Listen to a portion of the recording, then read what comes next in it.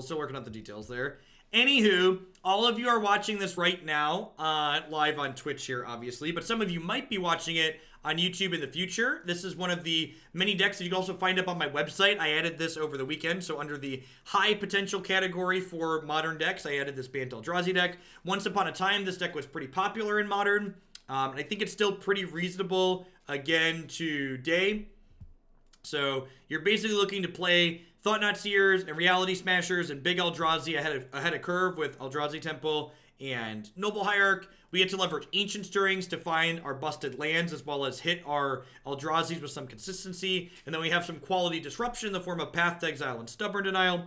Thalia is a card I'm kind of back and forth on. I'm not sure if this card's really worth playing or not. I believe the list on my site right now has Relic of Progenitus in that slot because it's like a cantrip that also gets found via Stirring, so could kind of go either way. What's Tempo Storm? Tempo Storm is the scroller that you see on the left side of my screen. They are the esports organization that I am affiliated with. They have a handful of Magic streamers that they sponsor. Myself, MTG Nerd Girl, Caleb Durward, Deathsea, and I believe Wyatt McDerby. Hayes, thank you for re-upping your Twitch Prime. Welcome back. Thanks for keeping me here.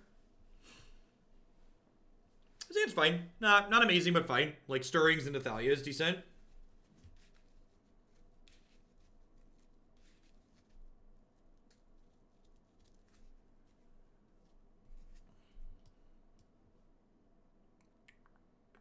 Thalia, and this is one of the things, like, Thalia is a touch awkward with Stubborn Denial because she does make it cost 2. But at the same time, she also makes Soft Stub live for a little bit longer because she's making their non-creature spells cost more. Kind of a mixed bag. Still, jury's still kind of out on Thalia. I'm not sure how I feel about her in general in here. Have you noticed a viewer dip doing more Moto? Actually, the standard numbers have been really down. My average viewer count for yesterday was actually higher than my average viewer count for 2 of my standard days last week. Today's looking like it's going to be a little bit lower, but at the end of the day, the raw viewer count number doesn't really pay my bills. The fact that modern decks I charge a little bit more for, so it's $25 to put a modern deck in my queue, that more than offsets the viewer count dip. Yeah, standards at the end of its life cycle. There's a new set releasing on Thursday, so it felt like a good time to like kick up and do more modern here while people are a little bit spent on standard.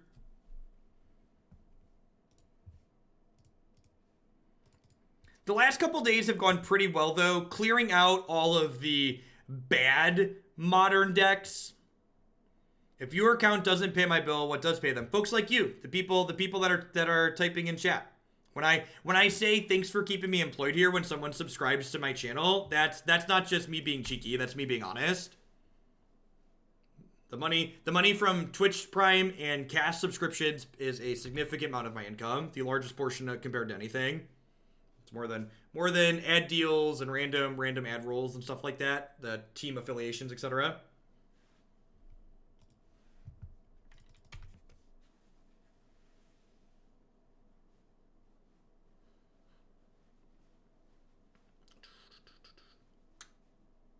I do not still have a code for the mattress.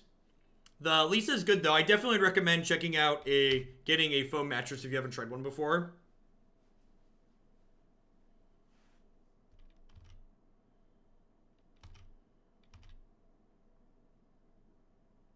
So, that's true, Flight Forward. Relic is slow against those decks' best draws.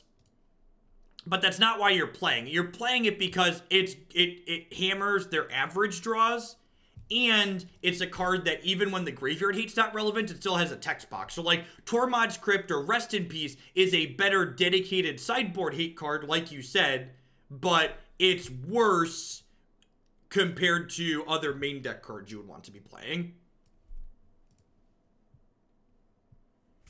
When I sub with Twitch Prime, what does that translate in terms of money into my pocket? No, that's all above the board. We're not afraid to talk about money here. It's not taboo. Prime subs for every Twitch streamer is identical to the same as a $4.99 subscription. Smaller streamers, maybe I should have soft stubbed the Style Spellbomb. Yeah, I'm gonna EE the Goy for sure. Larger streamers like myself get a 70% cut from subscription, so I see $3.50 from Prime and $5 subscriptions, and smaller streamers get 50%.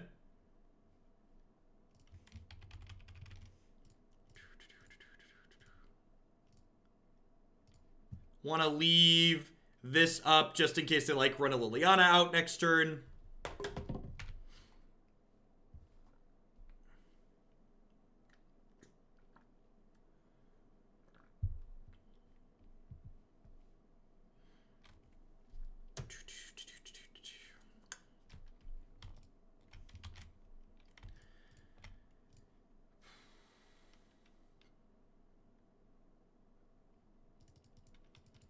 You need to be logged in, Anti-Ghost.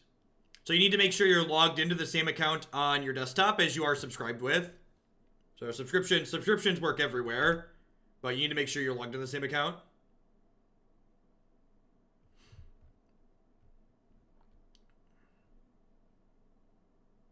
Do you see an improvement on your end? Yes, Twitch Prime brought with it a very large increase in, well, I guess it's hard for me to say. I shouldn't say very large, because like when I started streaming more, it was about the time Twitch Prime came out, so I don't really have a good comparison sake for what things looked like before Twitch Prime and after Twitch Prime.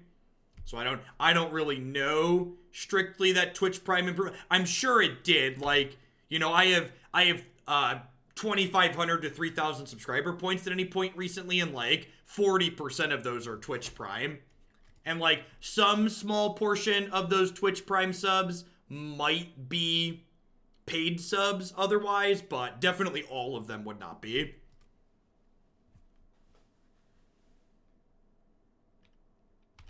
Correct, yeah. Yeah, and there's no really good metric measure for me to know how many would be otherwise. I would be very surprised if energy is not included in the upcoming arena format.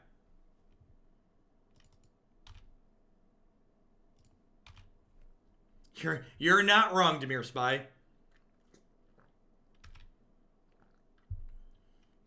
Iratna, thank you very much for their generous tier 3 resub. Welcome back. 6 more months until I can defend the realm. Can we add this sub to any good modern deck you like? Yeah, definitely. You know what, Iratna, why don't you take a peek at my website and pick your favorite deck from the high potential or proven category? Those two sections on the website have my favorite decks in modern in them for sure. So if you'd like to pick out one of those that tickles your fancy, I would love to get that added.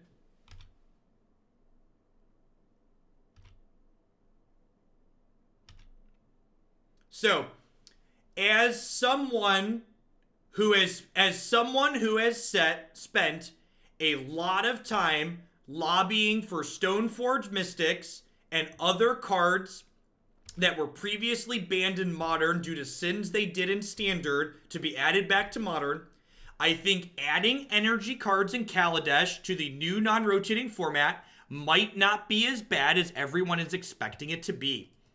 The power level of all Magic cards is contextual to the format in which you are playing them, which means that just because a card was too good in Standard or an archetype was too good in Standard does not, by any stretch of the imagination, mean that it's going to be too good in this new format. Yeah, Death Shadow, definitely. 10 out of 10. I actually just added Death Shadow to the site, and I would like to try the build I put up there.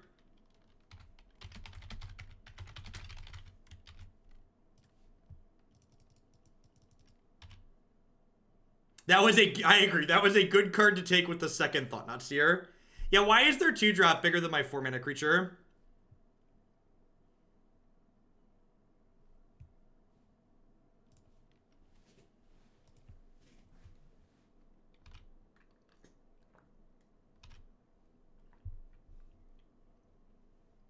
They gave everyone, they did a server wipe, Philly. So Kaladesh left when they went from closed to open beta. So they reset everyone's accounts and refunded their gems. But they did not give people anything for the cards that they had free to play. Ooh, that's a really good draw. Because this gets to blink these things.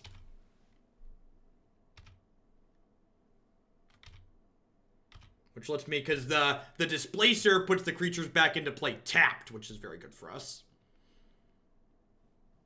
Wow. Rude. Sitting here with my stubborn denial, feeling smart and thin. My opponent's just like, holding my beer. I have seen the rail combo, and believe it or not, I've had a significant number of people donate and share to get that, make that happen. We will definitely be playing at least one rail combo deck on Friday, or Thursday. Yeah, I think this one slipped away from us at this point. I am glad to be playing this matchup, though. Someone had asked as we were starting what the worm coils were in the sideboard for. This is the matchup the worm coils are for. As you can see, we play plenty of land drops in these games, and worm coil is just a card they have an incredibly hard time dealing with. This is worm coil, extra drowner, Nissa, Thragtusk. That feels really good. Got a bunch of really meaningful cards to bring in.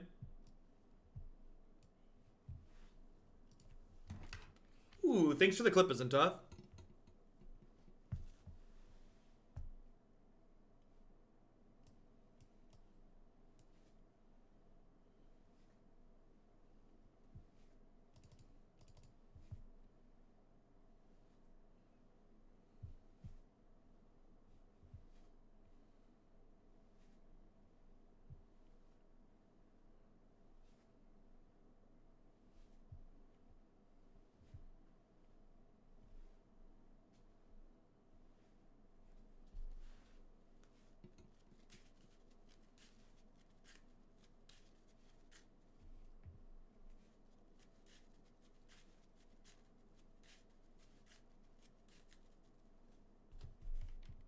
That's a great clip. I'm gonna have my wife tweet that one. What was I gonna say? People are asking for details on the new format. All we know is that it will exist. They haven't officially said where it's starting or when. I think I want a board like this. I cut 2 Noble Hierarchs, and I just brought in a bunch of bombs, basically. Just like stacked up the top end. That still leaves us on 26 mana sources, and Ancient Stirrings is like a half mana source, so I don't know that we really need Spatial Contortion. You could maybe argue that Warping Wail's worth bringing in here. It counters Maelstrom Pulse and Damnation, and it exiles Dark Confidant, and Dark Confidant early is a card that I do want to kill. I really don't like Rest in Peace in this matchup.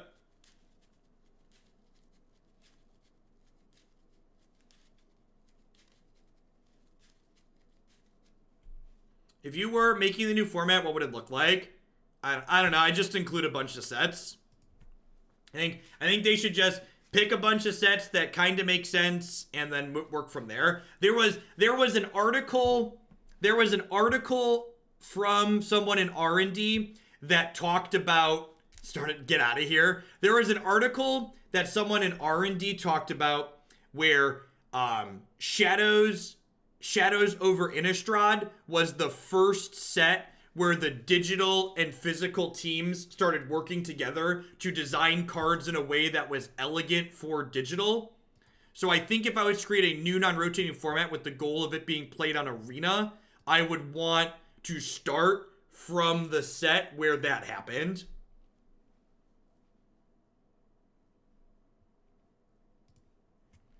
I think there's also merit to boarding out Thought-Knot Seer potentially in this matchup, just because the hands tend to get empty, and if this card doesn't take a card away from my opponent, it ends up drawing them a card when they kill it later, which sucks.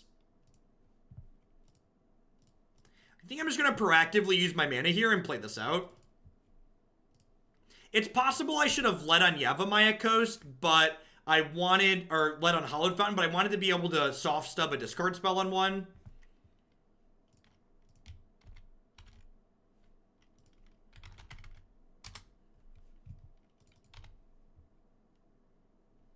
Shadows is after Magic Origins.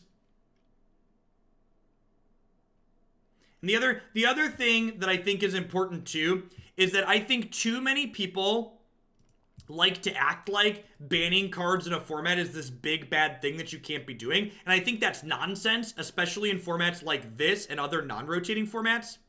I think it is perfectly reasonable and expected even to have to ban cards in these formats with really big card pools.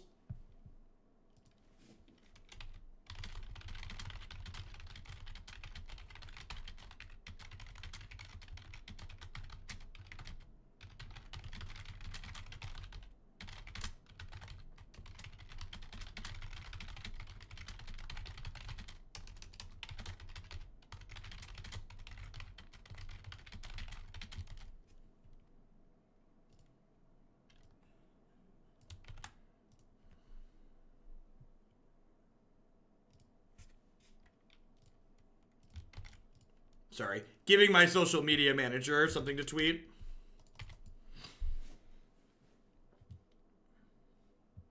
Land. Ding, ding, ding. So a real question here is, do I want to fetch shock? Do I want to fetch shock to leave extra basics in my deck? Because having basics in my deck against Assassin's Trophy and Field of Ruin is valuable, but I think my health total is low enough that I can't afford to do that at the moment. Although the fact that I have Thragtusk in my hand kind of changes that dynamic.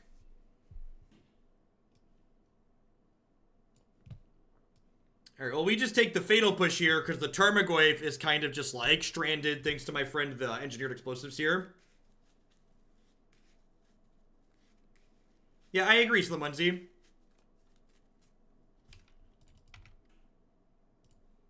I'm also kind of of the opinion that they should approach designing cards with, if they're not banning cards on occasion, they're not pushing the envelope hard enough. I firmly believe that in order to, it's like if you're not failing, you're not really trying. Oh, this lets them trade Treetop for... This was probably a mistake. I forgot about the Treetop. I think I want to kill Skoos. Like, obviously I have this to kill Skoos later, potentially, but they're gonna have more 2-mana spells, so I think this is fine. Match 1, game 2, Seth. We're down a game. Yeah, I should have post-combated Thought-Knot Seer. I wasn't thinking about it. 10 out of 10 should have attacked first. Because if I attack first, they can't double block, because then I blow the Engineered Explosives and blow them out.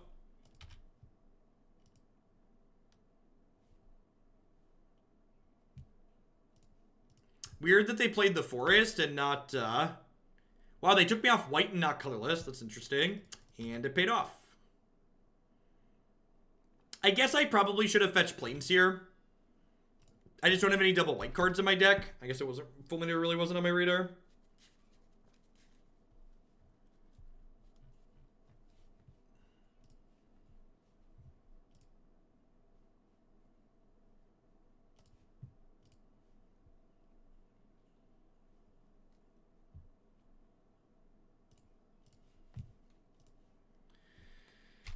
Getting kind of punished for my sequencing here. Getting super punished for my sequencing. Really want to draw lands. I honestly think there's merit to... I honestly think there's probably merit to having boarded out these Thought-Knot Seers and left in some Noble Hierarchs.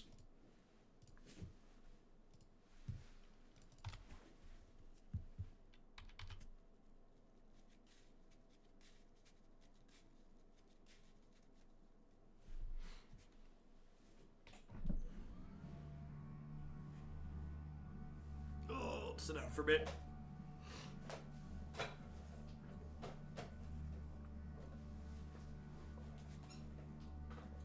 Alright, what do we got? We attacking with Quagmire for 8.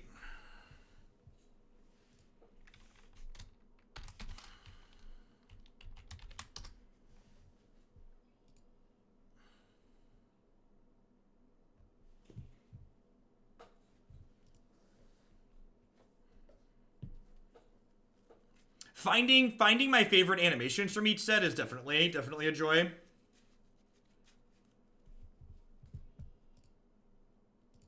mean, I have Displacer Thragtusk here. That's like Resto Thragtusk adjacent, right?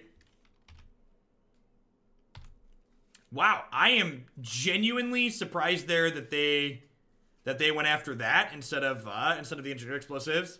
LeClaire, thank you for the 38 months. Thanks for keeping me around. Hope you're having a fantastic start to your week here. I guess this leaves me dead. Yeah, I guess this leaves me dead, kind of.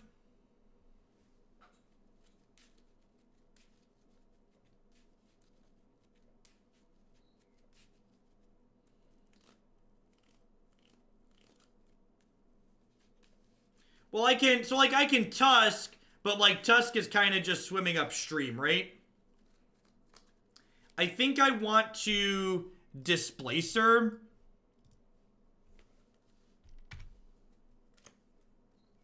Hey, crit fall, me too. Thursday should be a gas. Should be a lot of fun. The Goif's a 6/7. I think it's play Displacer, hold up EE here.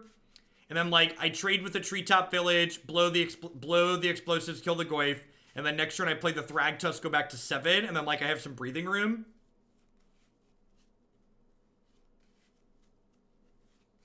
My bad attack with the Thought-Knot Seer could end up costing me this game. I ended up trading a Thought-Knot Seer for a Scavenging Ooze. That was really bad for me.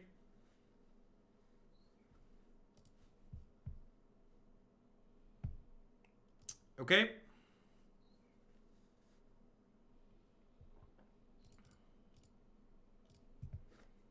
Obviously got to blow this up. He's dead, Jim. Now this, unfortunately, pressures my hand here too. So I'm going to 2.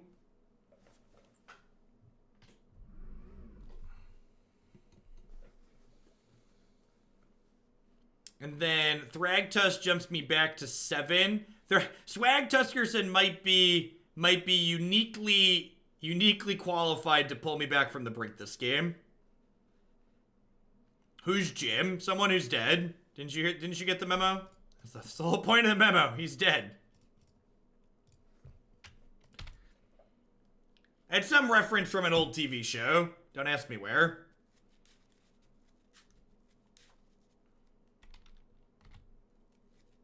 It's a Star Trek reference. Star Trek sounds right.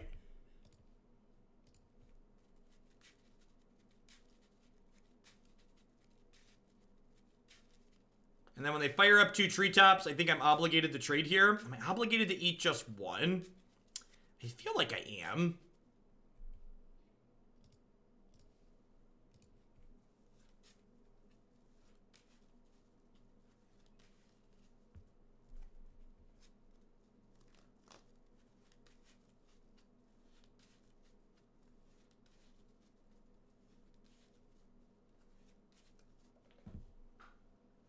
So if I attack this beast into Liliana, they probably trade the other treetop for it. That's why they didn't attack.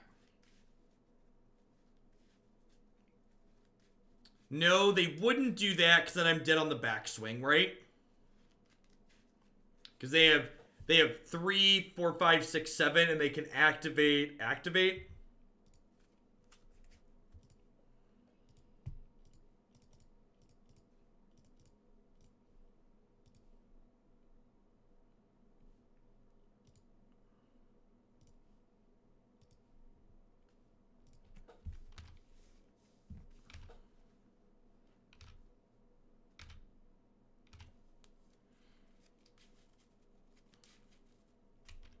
Definitely not in a good spot here. That is not lethal because my opponent does have to... My opponent has to tap lands, which means they can't... which means they can't activate both their creature lands. We're not in a good spot, but we're not dead to the trophy.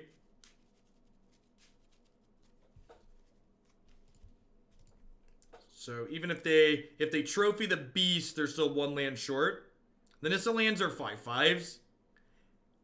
And I sacked the Nissa land there because it's only temporarily a creature.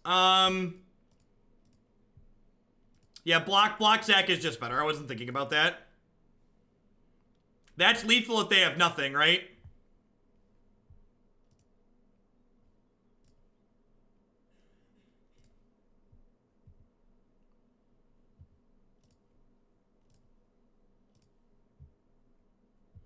No, they have one unknown card in their hand. They have 3 cards. They have a Thoughtseize and Inquisition.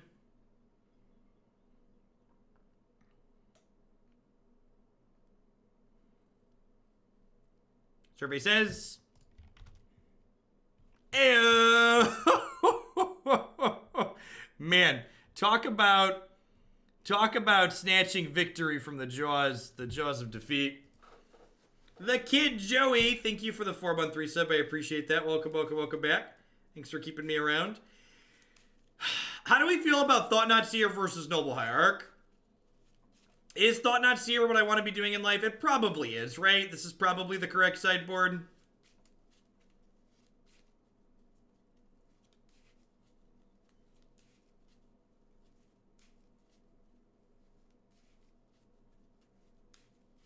I don't think you ever board out Thought-Knot Seer. Yeah, that's probably true. No, I just kind of want a Noble Hierarch in my deck.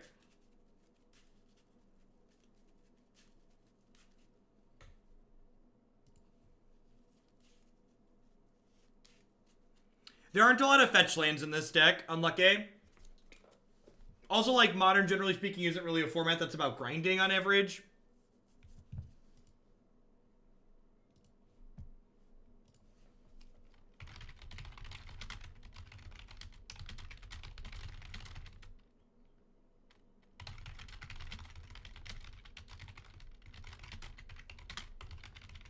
Look at that!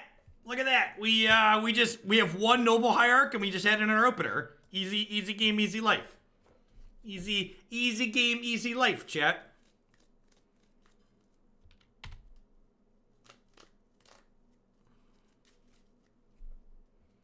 I don't have anything clever to say today. Just take my money and win some Modern. Thank you for the tier 2 in the 4 months of that, dude light. It's been good having you around. Hope you're having a fantastic Monday. Poor Gideon. The Kid Joey, thank you for the Twitch Prime support. Welcome.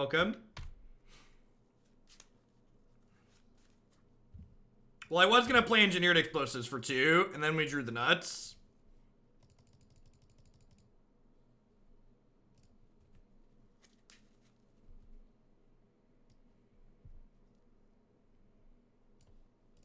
I'm going to take Fulminator Mage, because Engineered Explosives cleans up their 2/2 drops.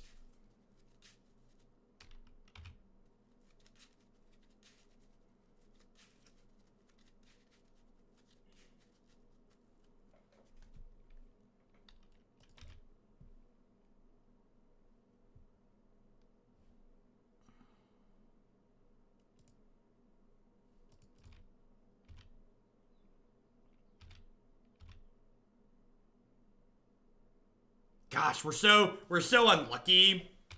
Didn't draw another Eldrazi Temple. I'm gonna go ahead and play this out proactively again. I just want to use my mana every turn, basically.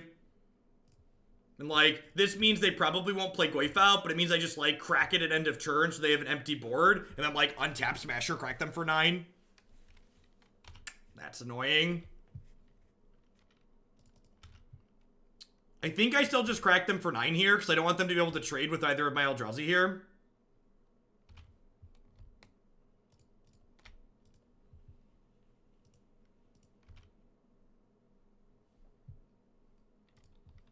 Sweet. And then the Stirrings means that next turn I could potentially stir into another Smasher or a Drowner. Although I won't have enough mana to Drowner, right? So, is Tireless Tracker gain 4 here, or are you going to 3? Beep, beep.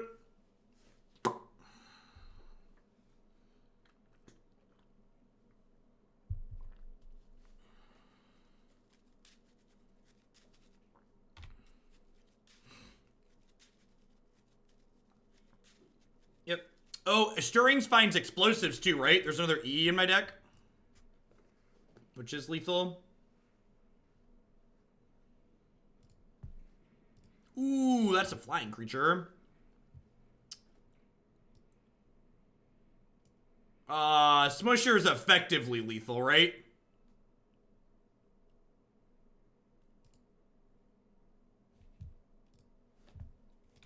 They have a bunch of jump blocks, but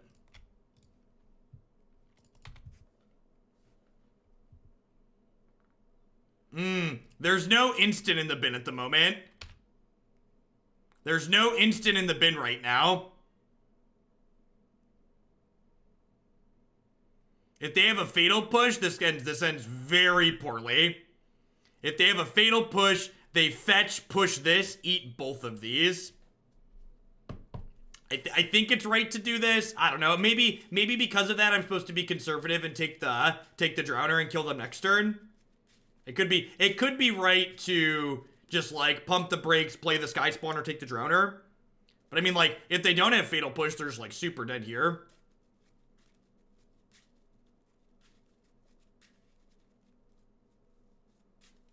Yeah, if they don't have push, they have to triple jump block.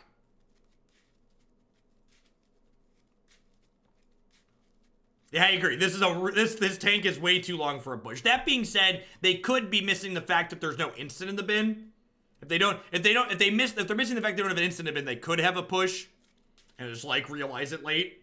But like I said, no push, no dismember's not good enough too because they don't have the health total.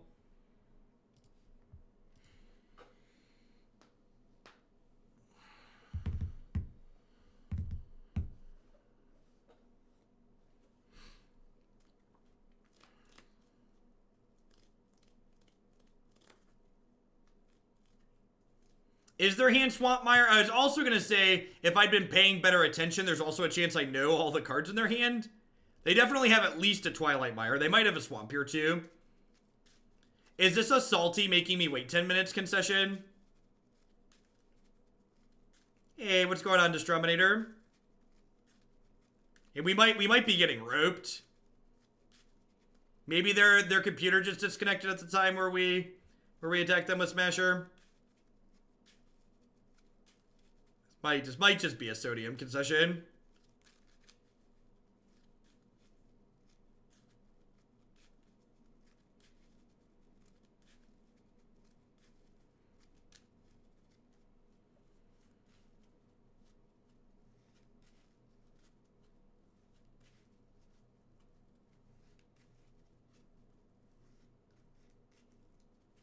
It's been a long time since I've had someone actually make us wait. How are you doing, folks? Welcome. Good morning, good afternoon, good night to everybody wherever in the world. I hope you're all having a much better day than my opponent. My name is Jeff Hoagland. I'm a full-time streamer and content producer here on Twitch. I'm here playing Magic 30, 40, sometimes even 50 hours a week. If you enjoy Constructed Magic, Modern, Legacy, Standard, we play a ton of that here. We play a bunch of different decks. Usually we change decks every 90 minutes to 2 hours, so you get a lot of variety here. As always, I'd like to give a shout out to my wonderful subs. I wouldn't be here day in and day out without their wonderful support. If you're one of the many people in the world who has Amazon Prime, if you link your Amazon account to your Twitch account, you get Twitch Prime included with that for free. And Twitch Prime gives you a free channel subscription every single month to a channel of your choice here on Twitch at absolutely no additional cost to yourself. Those subs help support content like myself or stuff that other people are making, so if you have that, make sure you use it every single month. Past that, I'd like to plug a couple of my sponsors here really quick. The Nerd Rage Gaming Championship Series, a $5,000 cash tournament series that happens every single month in the Midwestern United States. If you can't make it out to play in one of their Standard, Modern, or Legacy tournaments, be sure to check out their streaming as well at twitch.tv/NRG Series. BCW Supplies are the ones I trust to protect my very valuable paper Magic the Gathering cards that see me flicking on occasion while I play. Using code Jeff10 at bcwsupplies.com, you can save 10% on sleeves, binders, deck box, and all sorts of other fantastic gaming accessories there with them. Neo provides wonderful candy-flavored protein bars using code Hoagland at bit.ly/sugarbar. You can save 10% on all of your orders there with them. And, of course, I'd like to welcome everyone out there to Hoaglandia. I know there's a lot of great people making a lot of great stuff on Twitch right now, and I appreciate you dropping in to spend part of your day here with us. If you're someone who's new to my channel and you're enjoying what we do, you enjoy the way I break down my lines or the decks that we play, be sure to hit that follow button. Following the stream doesn't cost you anything. It lets you know when I go live and with what. I'm pretty sure this is a sodium concession, and on Moto, you just have to wait 10 minutes, so I think I'm actually gonna, like, do what most normal humans do, and I'm gonna run upstairs and, like, spend 3 minutes microwaving something, So, sorry for the break, but this is outside of my control and outside of conceding the match. I really can't do anything here, so I'll BRB, and we'll be playing Magic again in a few minutes here, hopefully.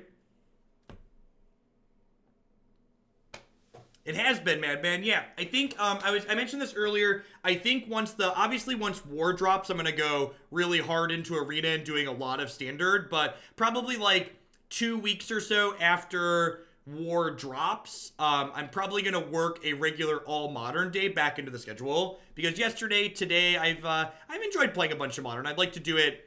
Not the Standard is more popular on average. When I pulled the subs, that's definitely something that I heard, but I do think getting 1 day, even if it's just every other week or so of all Modern, would be reasonable.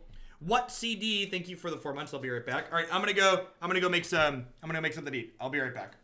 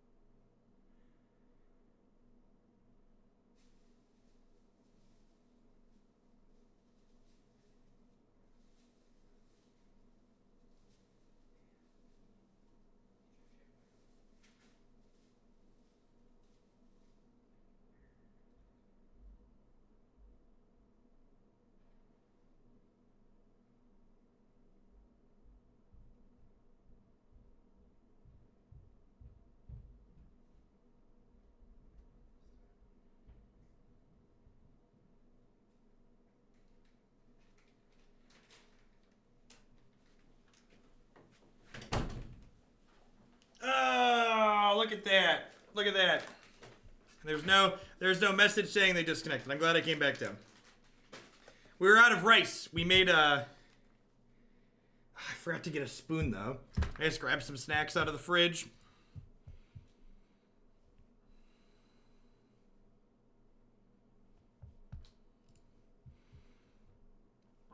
It's Tapaki. Thank you for the Prime support. I appreciate that. Welcome, welcome. Thanks for keeping me around.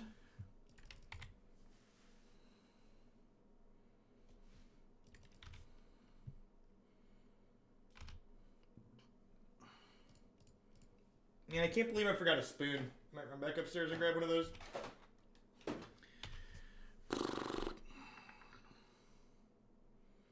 Yeah, they came back. And there was no message saying they disconnected, so maybe their kid needed a change, or they had to answer the door or something, and it just happened to happen when they were deterministically dead on board. Or maybe they walked away and they're just trying to, like, catch me if I walked away. They could be watching the stream, and when they saw I walked away, then they clicked. Yeah, I'll bet that's possibly what happened too. Especially with this pause here where they're dead. All right, I'm gonna go get a spoon.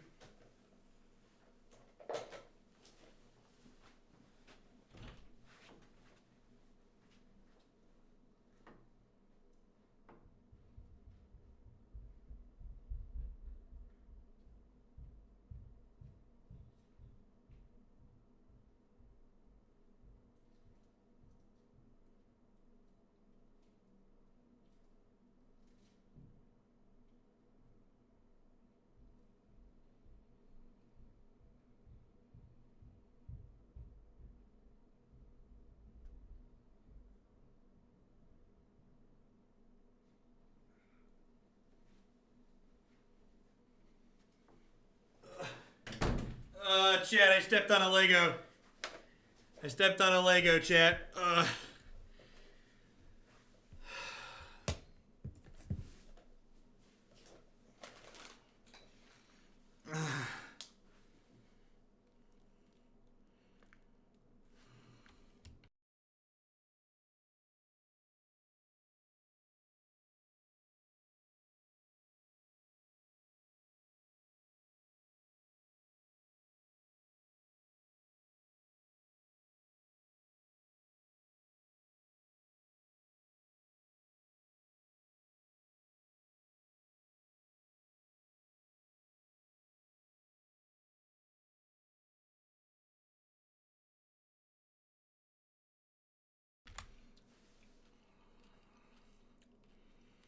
Ah, the sodium.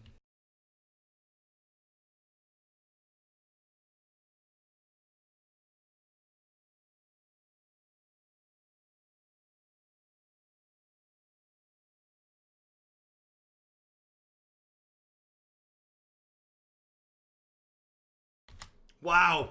They got rid of the chat. When I got rid of the chat, it removed the ability to report players. Gray Star, we smushed them. We smushed real good. Thanks for the 7 months. I appreciate that. Welcome back. If I was going to play in a modern tournament, what would I play? I'd actually play one of the next two decks we're going to play.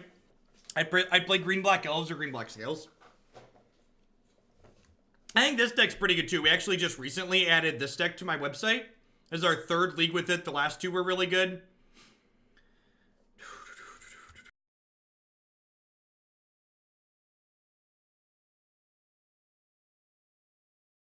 Yeah, don't lay into my opponent too hard for like sitting here salting off for 10 minutes because they chose to register Dark Confidant in their green-black deck because they're an idiot. Their life has to be really, really terrible to have this be the way that they bring joy. As someone who has salted off and timed out on people on Moto myself, the only time I've ever done that is when I was incredibly frustrated with myself and feeling very negatively towards myself. So like, I hope if this person's watching this and they're trying to get joy out of it, I hope they talk to some people and work through the negativity in their life and have their self-esteem boosted at some point. But doing this is not going to help them do that. So hopefully they talk to some friends or a professional or something to get some actual joy out of their life and work through their problems.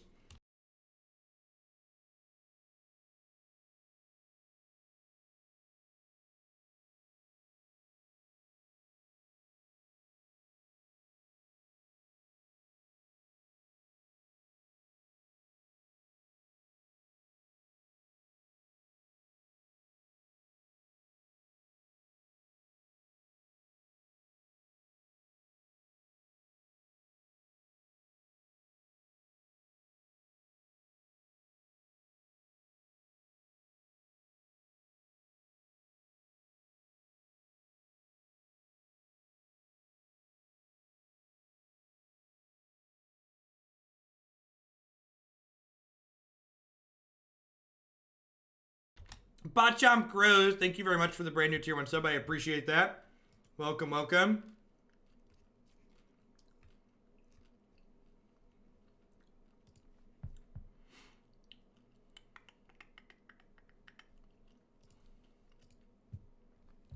I like the Black Splash in Scales because I really hate boarding in 4 copies of Nature's Claim against blue-white control and Stony Silence decks and them having them never draw Stony Silence. So I like that. I like that green-black gets the flexibility to play Assassin's Trophy, which is a card that's live even when they don't draw their hate cards.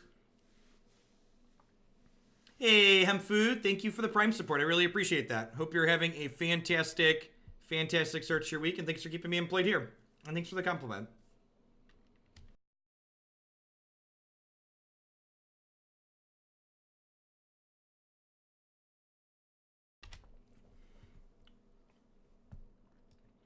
Also, just to comment on the salty player from before one more time before we move along.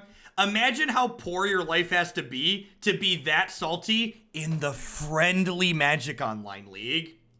One of the reasons I play the friendly leagues compared to the competitive ones is because you hit less salt like that on average. There's less tryhards that get upset when they lose when they're gambling less.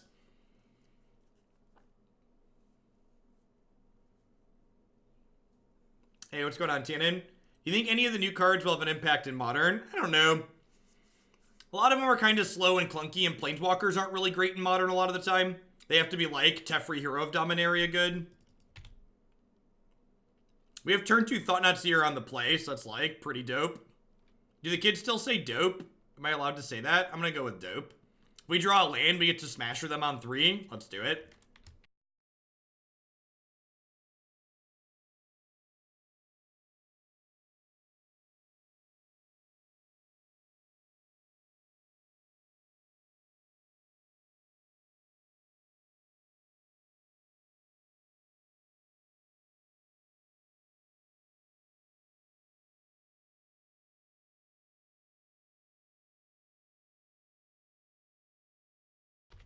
Dealer's choice bits to balance out all the salt. Thanks, 1605.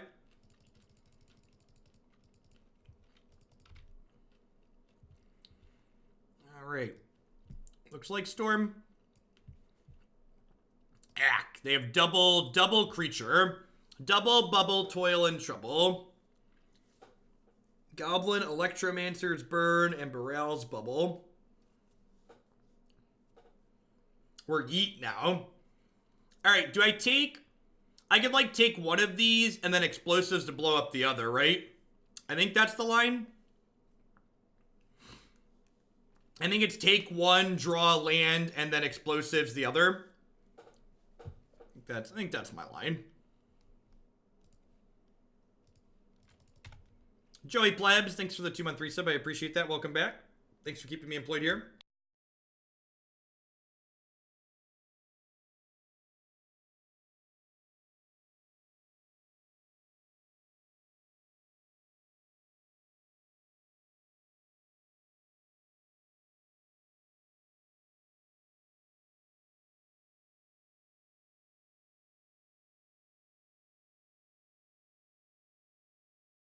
We do, in fact, like to party around here. Welcome back, Joey. So, I could die next turn. My opponent's hand is Ritual, Manamorphose, Sleight of Hand. I believe we're dead to Gifts Ungiven here, which is unfortunate. We didn't hit the land, but it is what it is.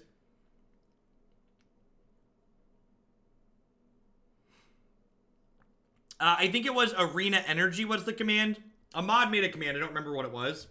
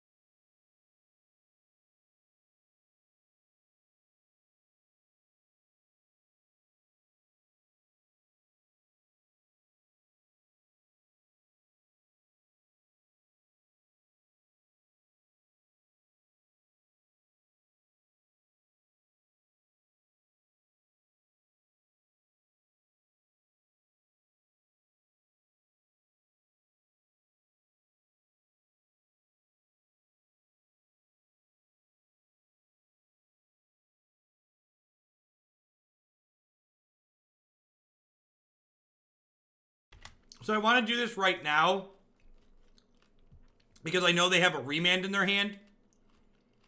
So if I don't do this right now, they'll be able to remand my Displacer.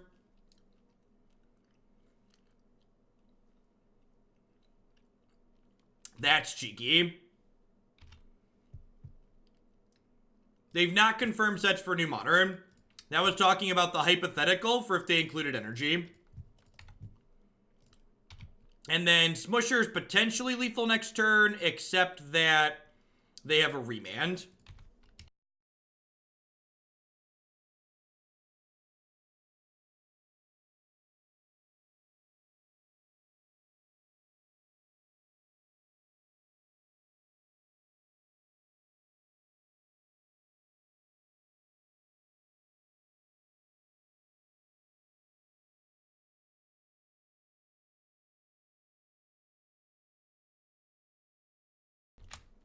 Dovin's Veto is probably Modern playable.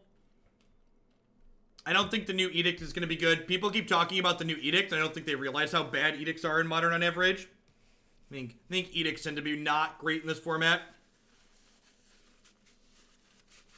That is an Eldrazi Temple. Sounds good.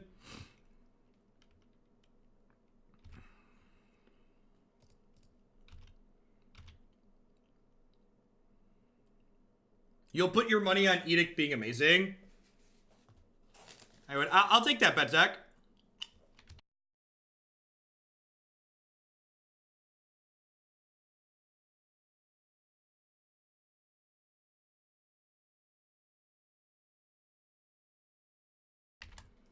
We could have cast Smasher twice this turn. No. I have 5, 6, 7, 8. Yep. So, I think I'm supposed to do this now. Oh, that's an interesting line. I didn't count that. Elusive, thanks for the 5-month resub there. I appreciate that. Yeah, Corrosion with the good take. If I play the Smasher, they remand, and then they have to chump block.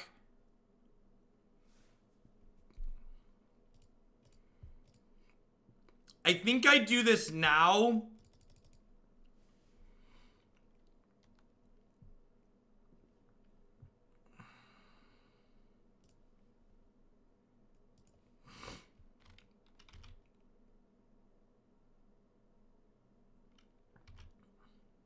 Well, no, they'd remand us, chat.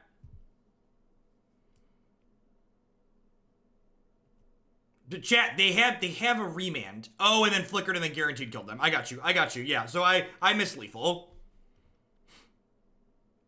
I 10 out of 10 miss lethal. I agree.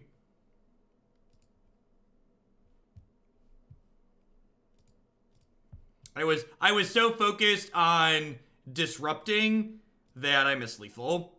Which is, again, like, stop trying to be interactive in Modern, idiot. Just linear, people.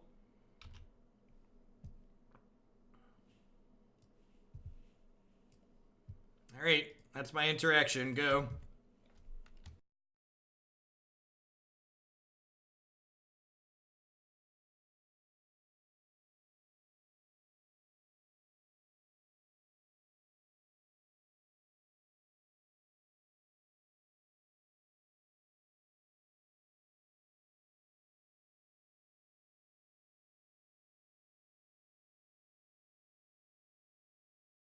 Yeah, chat definitely found it. All right, we're still a favorite to win here, but we're just not guaranteed. I had guaranteed lethal and missed it.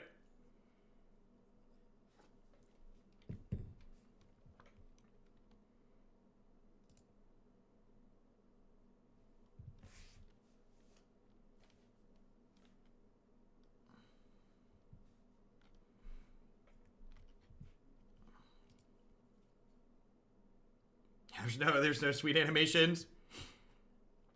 All right, Rip's good here. Deputy's fine. Cage is fine. Droner's slow. Demon Dactyl with the big tip. Thank you for the support. I appreciate it.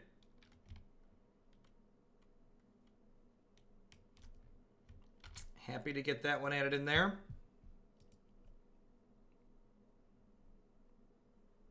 If you're budgeting Cavern, definitely just play in Claim Territory. Definitely just play in Claim Territory. Warping Whale's probably fine here too. It exiles Baral and counters Past in Flames. What do I want to trim? Skyspawner's not super relevant. Trim a path. I think I like this. Let's give this a go.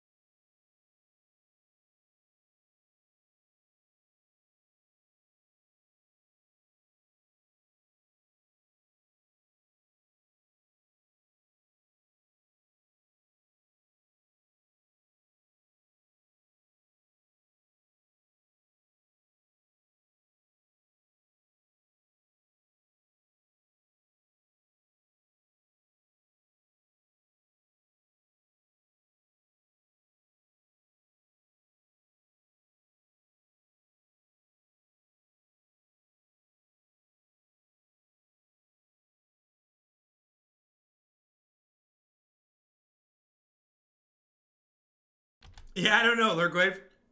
I definitely thought the same thing when it popped up there. I was like, that's like Krillydactyl, Christy's name.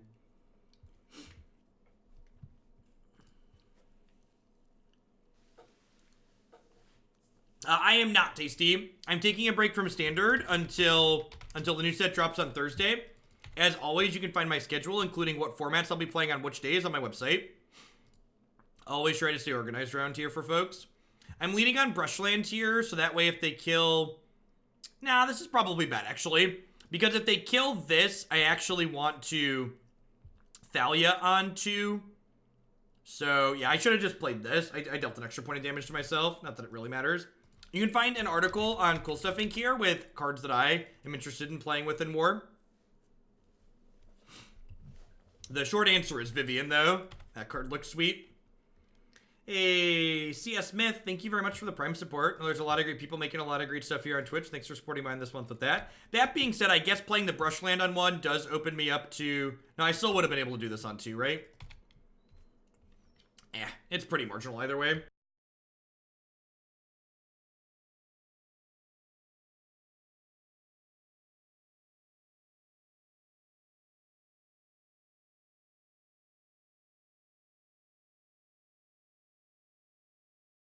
So, this screams, remand to me. So I'm gonna go ahead and cast Eldrazi Displacer to start. Nah, that's dumb. That's dumb, right? I should just play the Thalia. Yeah, I was gonna play the Thalia. What modem do I use for my great internet? The fiber company that I have internet through gives me a modem for free just because I have service, and then I have 2 Nighthawk routers bridged together that provide Wi-Fi coverage to my house. Actually, I actually have one of my Nighthawks sitting here on top of my streaming system. They're pretty slick too. They get what did they reveal? That's a good question. Doesn't matter, they're dead. I get like almost 400 Mbps between the Nighthawks connected to each other, which is really quick, especially for wireless.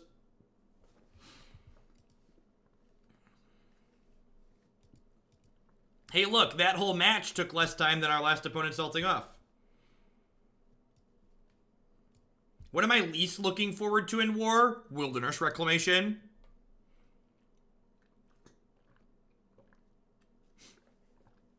Awesome, Smith. Well, thank you for taking the time to link that up. I appreciate it. Yeah, I had not been including that in my plug for a while, and I realized the other day I should really probably say that at least once or twice a day. I think there's a lot of people, like, so many people have Amazon Prime, right? Like, two-day shipping is busted. And I hope you feel better, Smith, and thanks for dropping in today.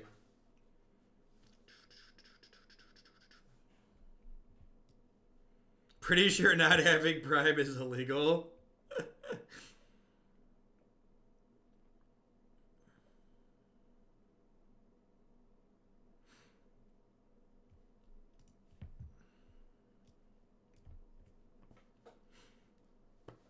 Hey, Mappa. Thank you for the 3-month resub. I appreciate that. Welcome back. Thanks for keeping me employed here.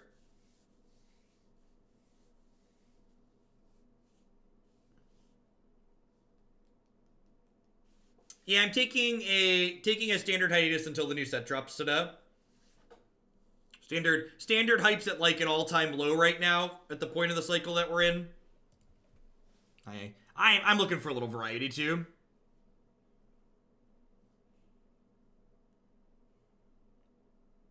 Yesterday was good. Today's been pretty good too. Our legacy deck to start today was excellent.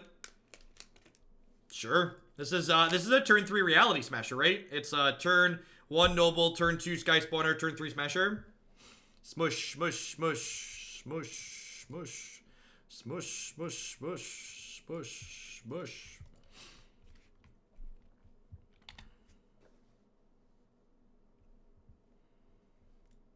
$80 mana dork. Go. Modern confirmed pay to win. $80 mana dorks.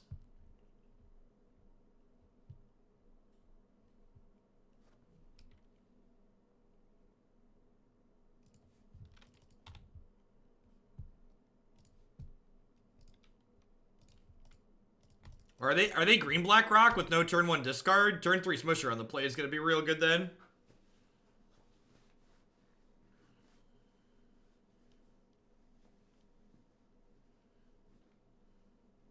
I hope R&D decides to prioritize fun with the next set, and they ban Wilderness Reclamation. I don't think they're going to, but I wish they would. There aren't going to be any currently modern legal cards in Horizons. Horizons is not a master set. I don't know, a Ninja Turtle. It's definitely doing, like, the Electro Dominance does some interesting things, but I'm not sure if I like it's a little bit less consistent, more explosive, so maybe that's just better to be doing in Modern. I should probably put some thought into the list on my site. Maybe split the difference to a little bit of column A, a little bit of column B. Having to skew the mana to play red is a real cost, though. Or are they Abzan? This is Devoted Druid. No, they are green-black, and they just want to slow my ramp down. Sure.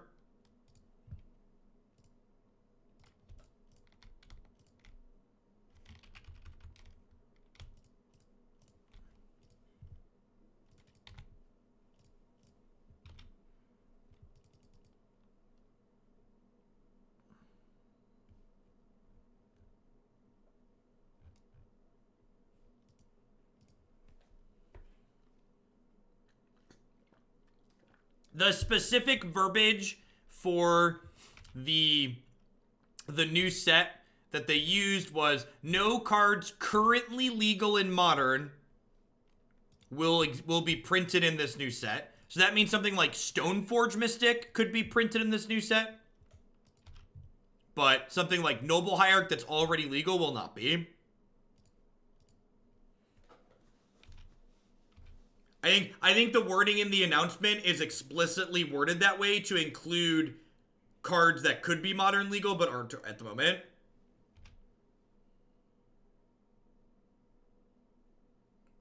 I think ever legal is the correct verbiage. I think that sounds right. I think you're correct.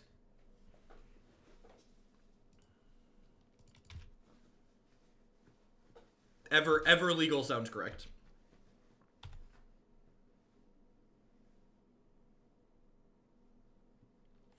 Dunk Daddy, missed the pink, but I'm enjoying the Viking beard. Well, thank you for the 2 months, Dunk. This attack here makes a lot of sense because the Displacer can just tap their thing.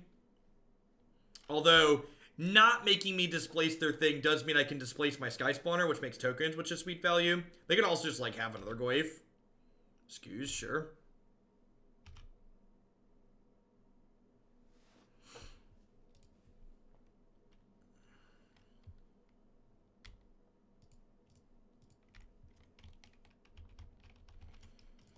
I'm going to wait on the Displacer. I'm not going to get super aggressive here. Because if they want to eat something with the Scavenging Ooze, I can blink it later, and then it loses the counter. Handbammer, thank you for the 4-month resub. I appreciate that. Welcome back. Thanks for keeping me employed here. Hope you're having a fantastic start to your week.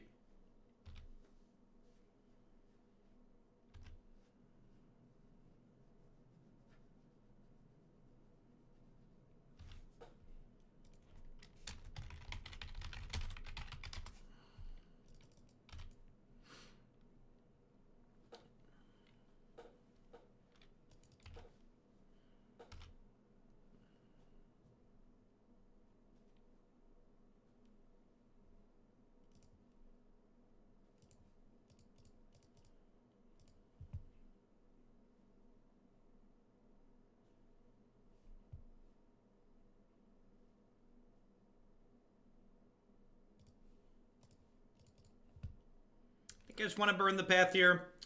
It's a little bit less resource efficient than using the Displacer again, but like getting that permanently out of play seems ideal. This does unlock their 4-mana spells. Like they could potentially have like Siege Rhino, which would be kind of medium for my Displacer. Life Guardian, thank you for the 2/3 of a year. Welcome back. Hope you're having a fantastic start to your week.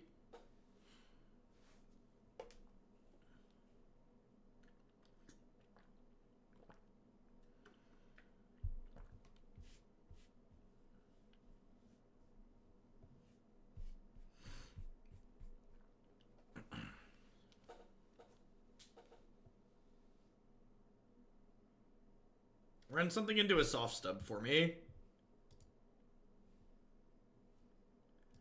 That's really unfortunate. the Displacer could have protected that.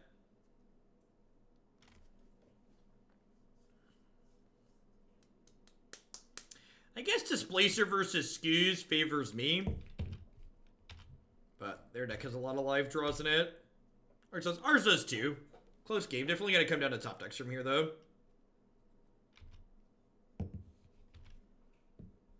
And they're going to attack because they might as well make me use my mana.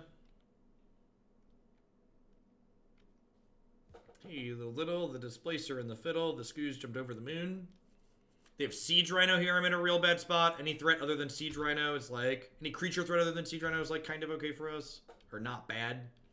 Hey, speaking of okay for us. Sure.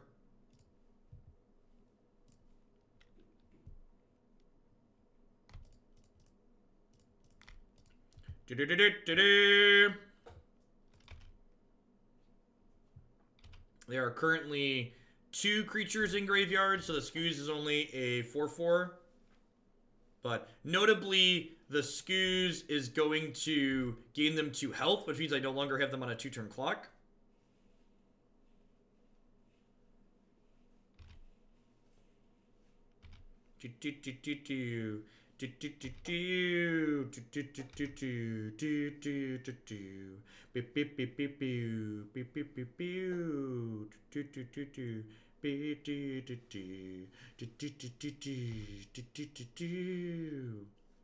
Man, this opponent doesn't know that Bob plays for us.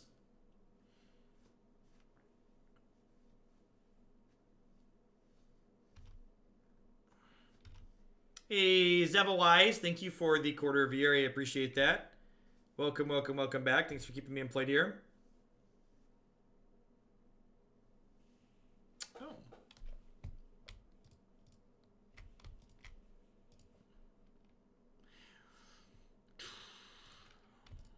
Hey, diddle diddle. The blink and the fiddle. The smasher jumped over the moon.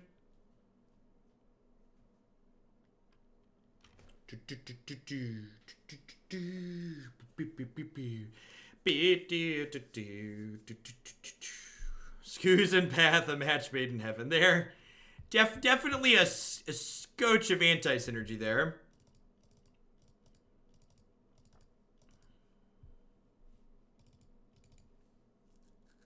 Give this a go. Maybe Deputy Detention's good enough here. Yeah, I'm just gonna click submit, I think. Yeah, let's just run it. Rest in Peace is a question that always comes up in these matchups. I don't think Rest in Peace is good enough against the Tarmogoyf decks. Like, maybe because they have Lingering Souls, it's good enough against Abzan, but I think on average it's just not quite there.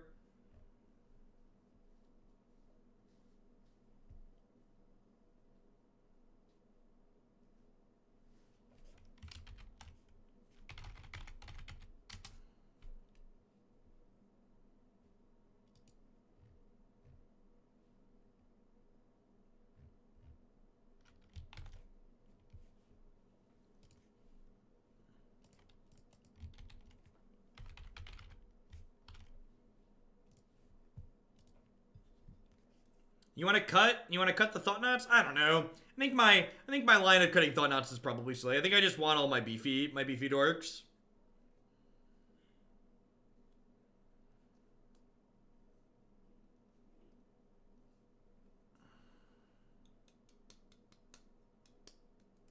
I also think Thought-Knot is better in this matchup than it is against just straight green-black, because taking out Lingering Souls is extra important. And I think they tend to have... Abzan tends to have a little bit more expensive things on average. This hand's, like, not amazing, but it's got, like, all my colors in it. I think it's keepable. The fact that one of our 5 lands is a basic is kind of a knock against it.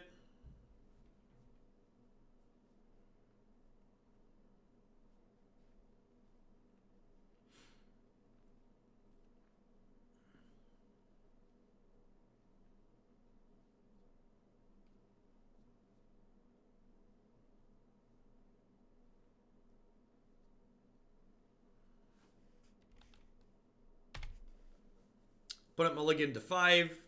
We lose Engineered Explosives here. The Thought-Knot Seer does get worse because they've mulliganed as well. So if my opponent's able to get their hand empty, Thought-Knot Seer basically just ends up being a free removal spell for them. Because if Thought-Knot Seer doesn't take a card out of their hand, and then they rip a removal spell and they kill it, they then draw a card with that removal spell effectively. Alright. Dark Confidant can catch them back up here. Eldrazi Temple was the best draw in our deck. The best counterplay to discard spells is having the top of your deck be hotter than the sun. That's for sure. So my opponent knows all 5 cards that I currently have.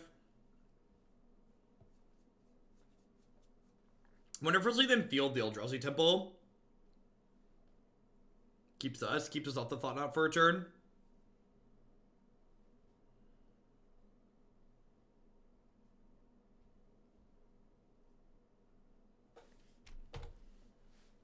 I'm not blocking here because they're offering to trade the Dark Confidant plus the Collective Brutality for my Displacer. That's not a good trade for me. We draw step, killing my Eldrazi Temple. Sure.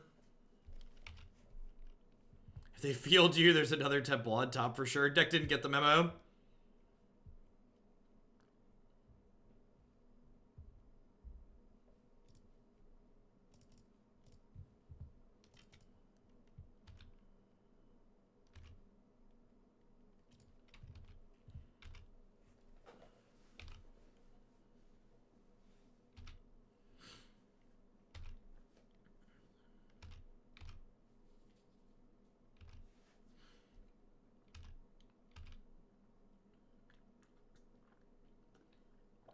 Das a pretty big goif, yeah?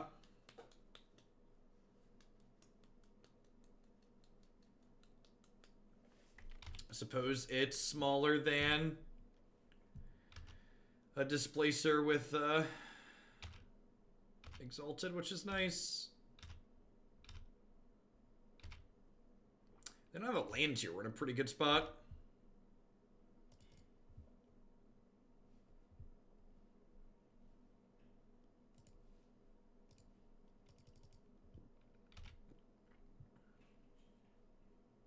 Oh, that's good.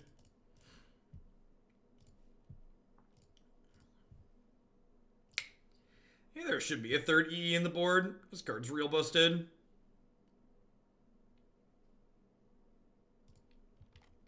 It is. It is certainly great.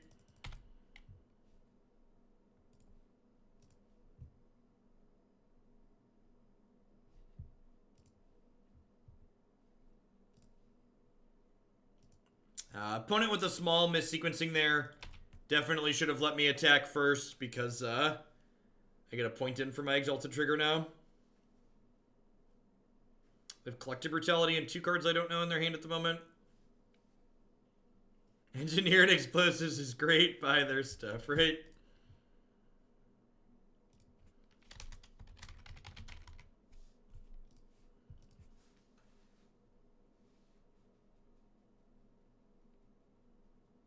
Another 2-drop. Scavenging Ooze stabilizes them pretty well here.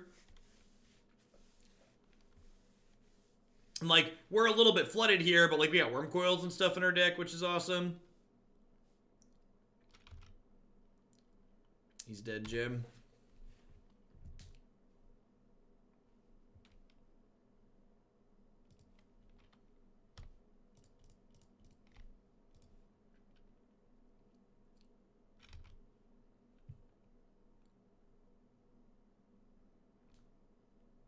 It's unfortunate I don't have a another land to go get. I only have 3 basics, so I can't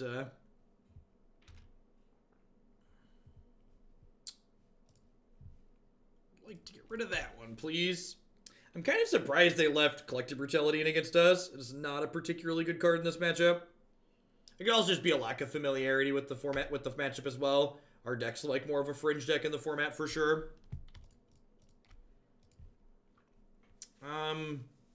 Holding the second Displacer is worse against discard, but better against Maelstrom Pulse. They probably play more discard than Maelstrom Pulse even post-board, so I'm going to play the second one out here, which I'm sure means I'm about to get dumpstered by a Pulse off the top, but I think this is correct. Yeah, like two pulse is the ceiling usually, and Abzan generally has less room to fit pulse in because they're playing white cards. Like green, like I think my green black usually has 2. That's fine. Yeah, if you get to untap with them, they're basically unkillable.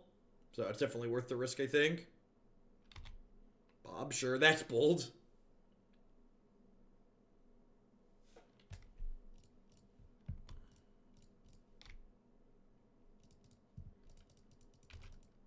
Opponent doesn't realize Bob works for us.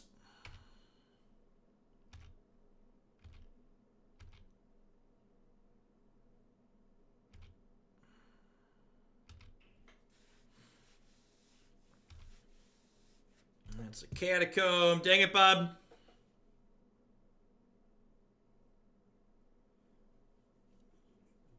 Darn it, Bobby. Hey, diddle diddle, the Bob and the fiddle. The Eldrazi jumped over the moon.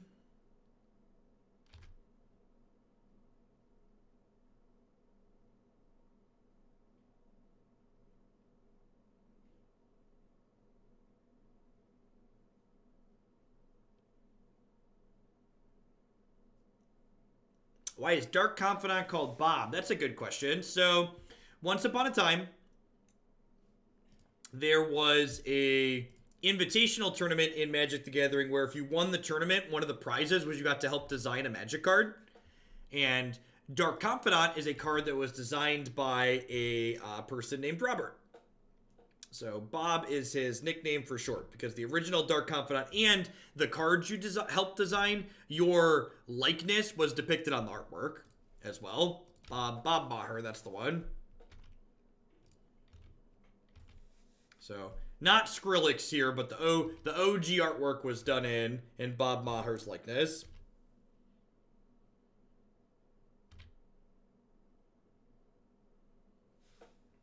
Alright, opponent managing to brick on 2 cards per turn, keeping us in this game even though we're flooded, so that's nice.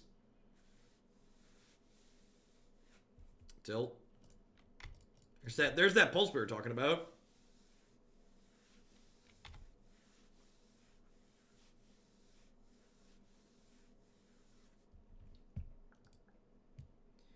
Yeah, Snapcaster was the last invitational card.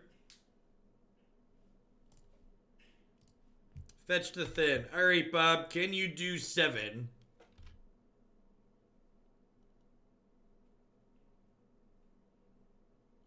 Wormcoil Engine is notably worse in this matchup than it is against straight black-green since they have Path to Exile.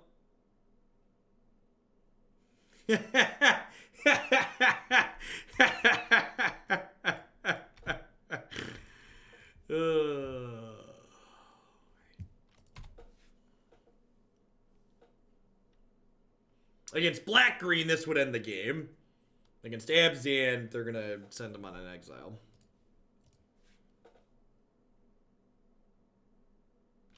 To be fair, while it looks like we're flooded, we haven't actually drawn as many lands as you've seen here. As you see here, because like my opponent like trophied me and pathed me, so 2 of these lands I technically didn't draw.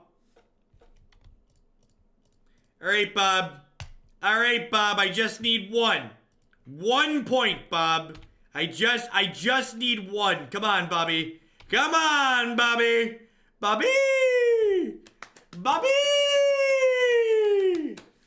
Bob. Oh, let's go. Oh no! Why you gotta do me dirty, Bobby? Why you have to do me dirty, Bobby? That's fine. Bob did us a solid earlier in the league. This is game 2 and we were up a game, right? We get a sideboard. I believe there's a game 3. There is a game 3. All right, let's do it again. There was one task in front of you, Bob.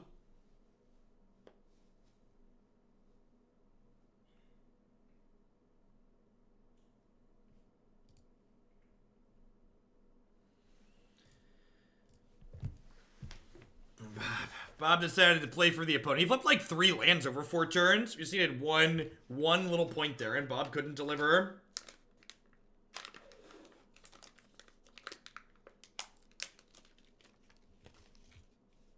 You try to build with main deck Thalias. This is a build with main deck Thalias. Pikes, and the last couple have had main deck Thalias.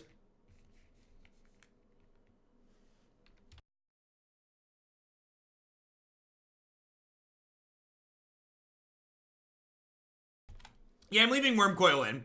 They're not always going to have Path to Exile, and some of the time they're going to have it, we're going to Thought-Knot or Stubborn Annihilate. If they don't have Path, they lose to Wormcoil on the spot, basically.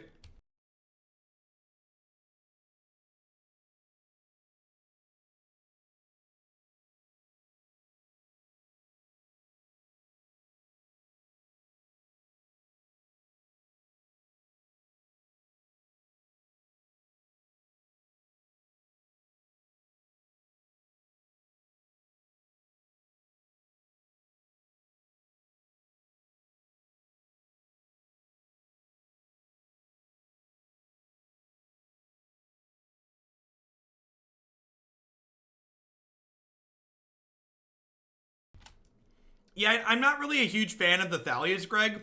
This is, I added this deck to my website yesterday. So if you click on the modern high potential decks on my website, you can find my preferred build there. I think I'm going to add Nissa Vital Force to the build on my website after this league, but other than that, I think I'm happy with the list that's on my site. Maybe a Thragtusk. Thragtusk has been good.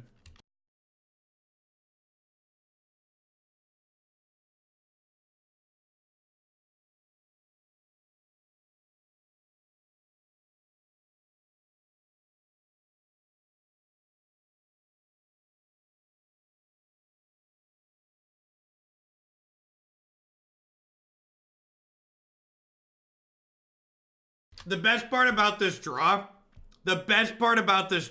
is they just saw our hand and they know I ripped it off the top. That's the best part about this draw, is they know it came off the top of the deck, hotter than the sun. So you just gotta believe, chap. You just gotta believe. I get by with a little help from my friends. Do do do do do do do do do do.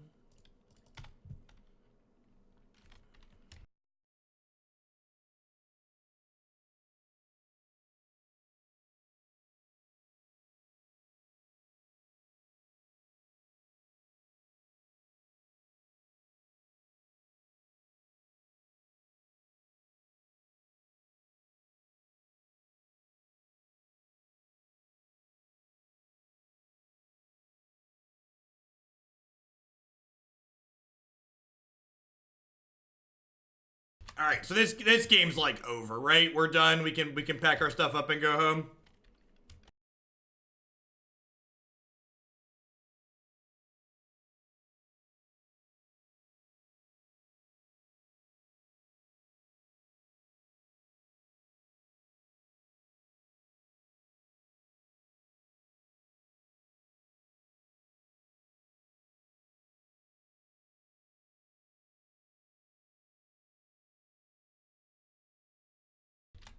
It's garbage time. You don't have to go home, but you can't play here. Do do do do do do do do do do do do do do do do. Ba do do do do do do do do. Abrupt Decay technically keeps them alive. Siege Rhino keeps them alive.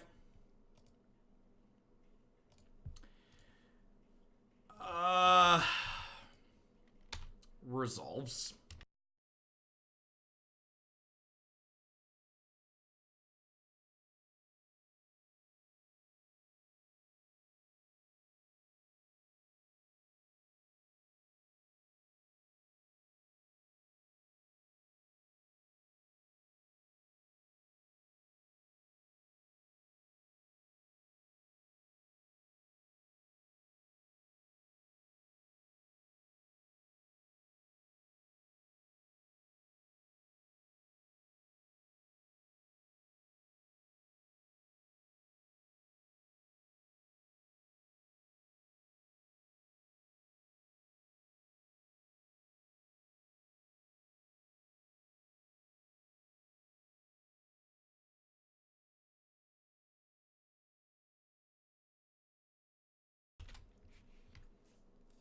The 3040 pair up. Look at that.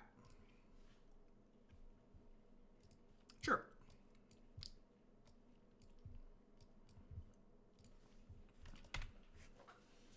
Leading on the Windswept Heath does mean I'm unable to turn to Thought-Knot Seer, so maybe it's wrong.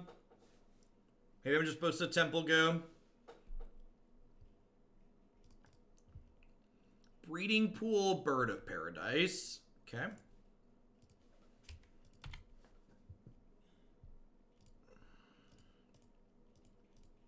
Bird of Paradise probably means Thalia is not super important. At least not on turn 2.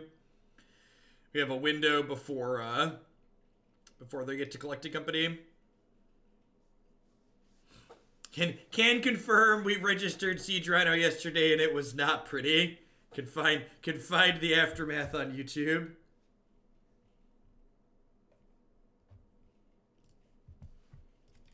Glittering Wish. Okay. Jeskai Ascendancy combo. Man, have I ever been more wrong about the Thalia not being important? And bro's like, no, dog, we can wait on the Thalia. Yikes. Yikes.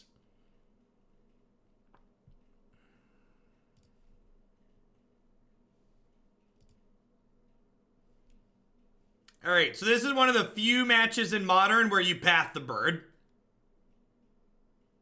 This is one of the few matches in Modern where pathing the bird is incredibly correct. Wow, they have basic planes in their deck.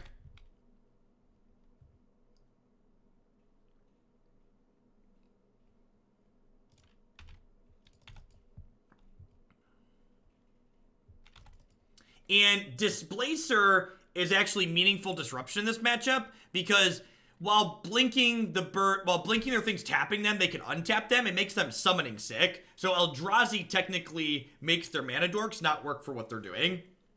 And we have like a relatively fast clock in play now.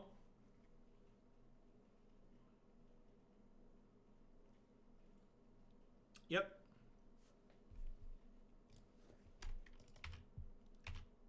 It does not hose Sylvan Caryatid specifically. So Sylvan Caryatid is the droid they're looking for at this point. Thalia, they can combo through a Thalia, especially if they get 2 mana creatures going, but the Displacer means it's harder for them to get 2 mana creatures going. So that's a thumbs up for us.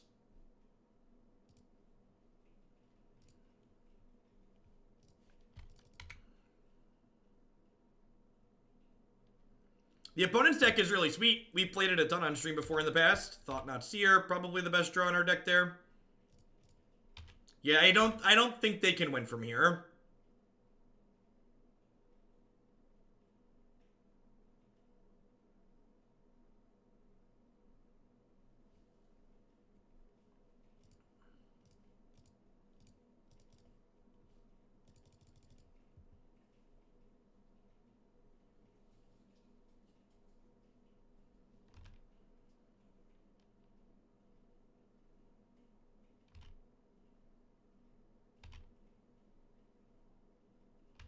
Huh. So, the fact that they ditched Fate Stitcher, I think means I just pass here.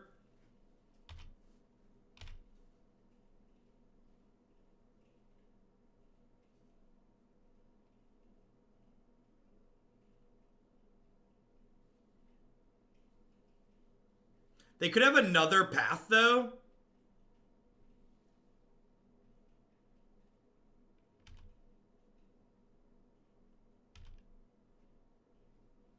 They could have another Fate Stitcher. Faithless Looting, sure.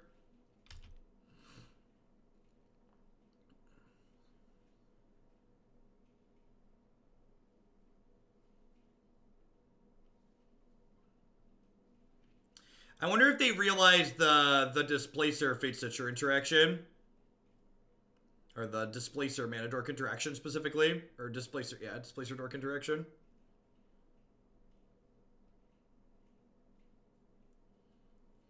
That being said, with them drawing the path here, is the Thalia more important than the Fate Stitcher? I don't know.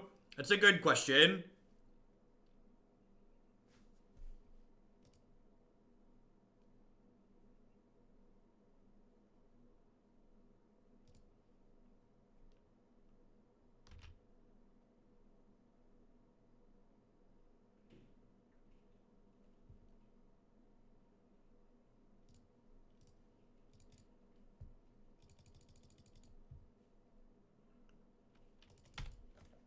Alright, that's all I got. You do you.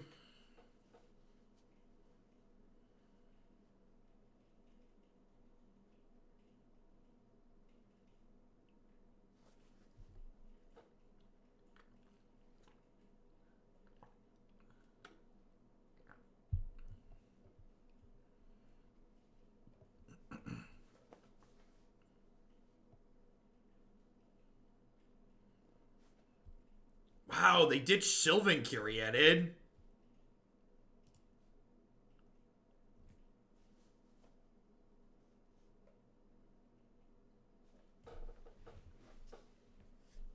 Yeah, they have another turn. All right.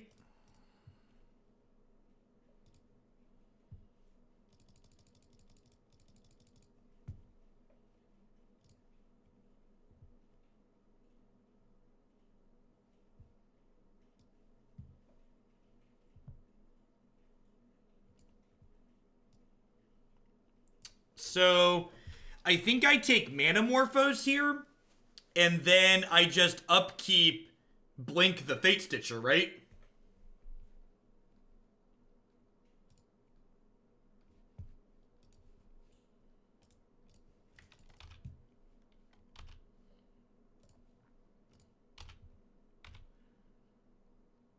Yep, yeah, all modern today and tomorrow.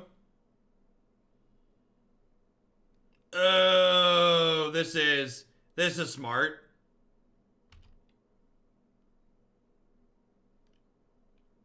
That's smart. Okay.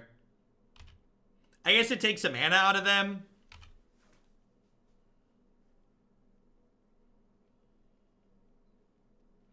I feel like we're still a favorite to win here, but I don't think they're 0%. What could Wish get? Nothing to get them out of this, I don't think.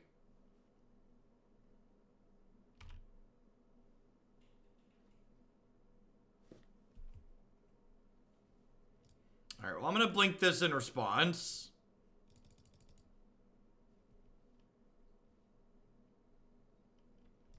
So, you had a free blocker, I guess.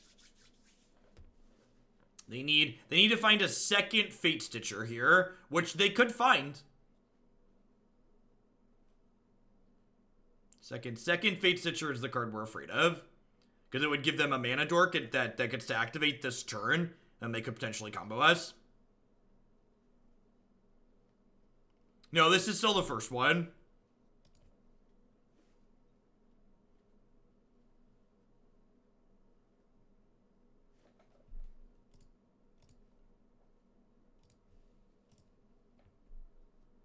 Hey, Inagran, thank you for the 3-month resub there. I appreciate that. Welcome back. Thanks for keeping me employed here. I have a lot of basics. Should be good to go here. They're forced to chump block. Thought-Knot Seer takes a card out of their hand. And then I have a Displacer up here still.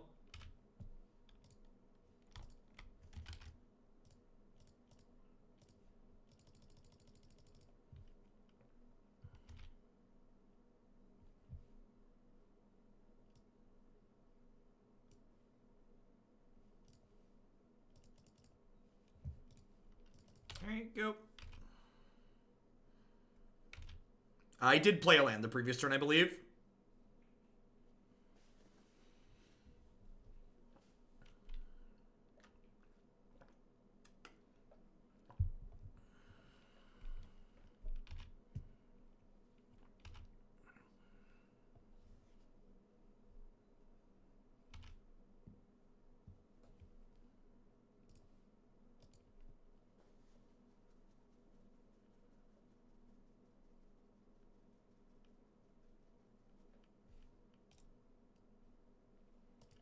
Yes, I technically don't want to auto-yield to that.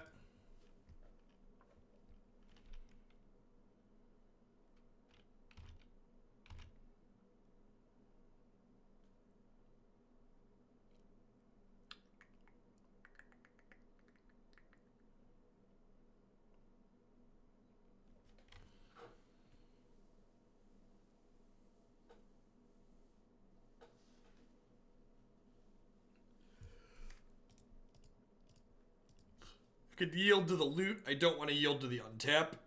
Because the untap is what I want to be able to respond to with the Displacer. Alright, they've been to Fate Stitcher.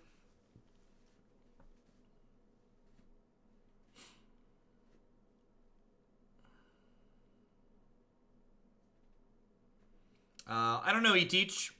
I haven't sat down to build anything. Is this the last Bant match? No, we got one more after this. Since we're doing all Moto today, I'm letting them all play out to their conclusion, which we may or may not get to scales. I haven't decided how late I want to run yet today. We had a bunch of cut the lines, so I might just run late. Yeah, playing Magic Online is glacially slow compared to Arena. You know how we talk about when people play slowly on Arena with full control mode? Playing on Magic Online, there's never not a full control mode.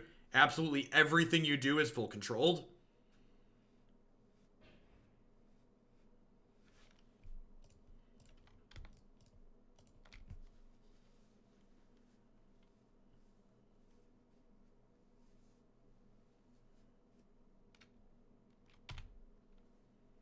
If they find a third Fate Stitcher here, they could kill us.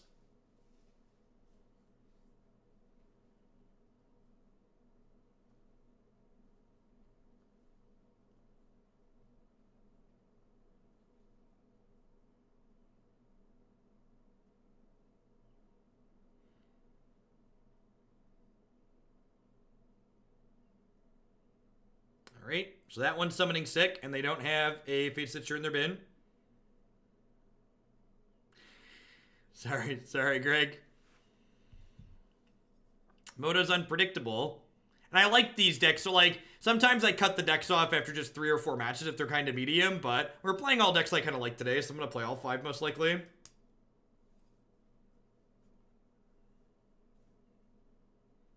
I mean, the screenshots that they posted have to do with lobbies and have nothing to do with the actual gameplay interface, Wraithmorn. So at the end of the day, they don't really impact anything. The update's happening to Arena Thursday morning. Alright, should be dead at this point. Yeah, put him conceded. I'm like, this game's a good example too, right? Like, I get that my opponent made a lot of decisions, but like, my opponent spent 8.5 minutes playing this game, and I spent only less than 4. No, they said they were going to try and implement an auto-tapper at some point. There is a big difference between try and will actually do it. Very, very important difference. All right, Knight of Autumn and Deputy of Detention are great here. Do I want to trim Skyspawner or Path to Exile? I guess Warping Whale counters their instants and sorceries, and it exiles some of their dorks.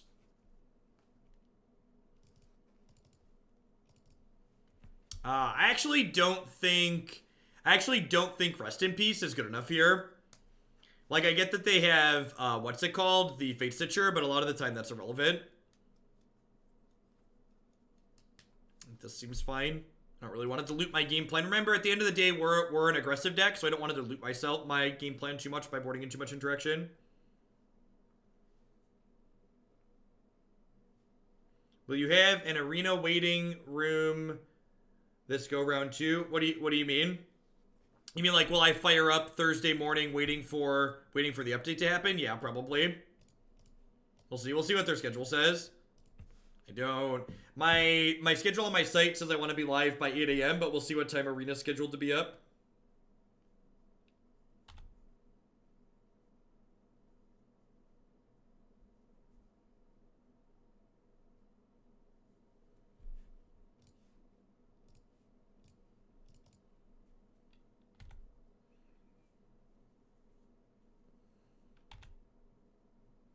Wow, they kept a one-lander with only 1 cantrip. That's bold.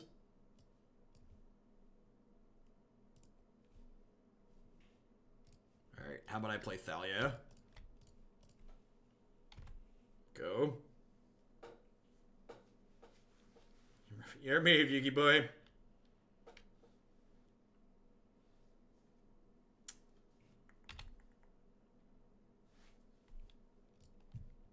All right, what'd you keep?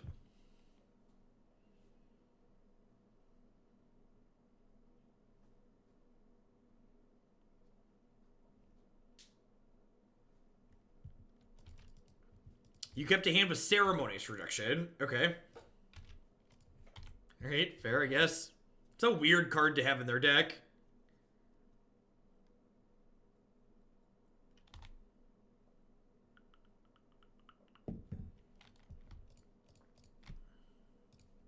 I don't think I want to explosives there, carry it away, because it kills my Thalia too. Washer Dryer, excited for the new set release. I like Legacy, not so much Modern, but the Standard's been fun and excited for the mix-up. Me too, Dryer. Thanks for the 2 months. Welcome back. If you didn't catch it, we played Jeskai Stoneblade in Legacy this morning. It was a very good league. Briggy, thanks for the 3 months. I appreciate that. Welcome back. Thanks for keeping me around.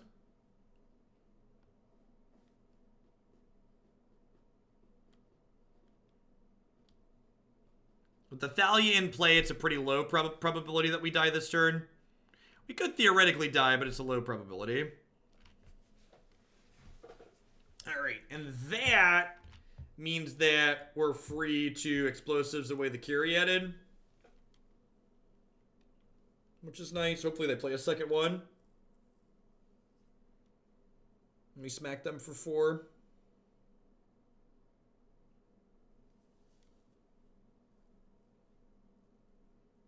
The double red, cashing in your prime for the 2nd month in a row. Welcome, welcome, welcome back. Thanks for keeping me employed here. Hope you're having a fantastic start to your week. Yep.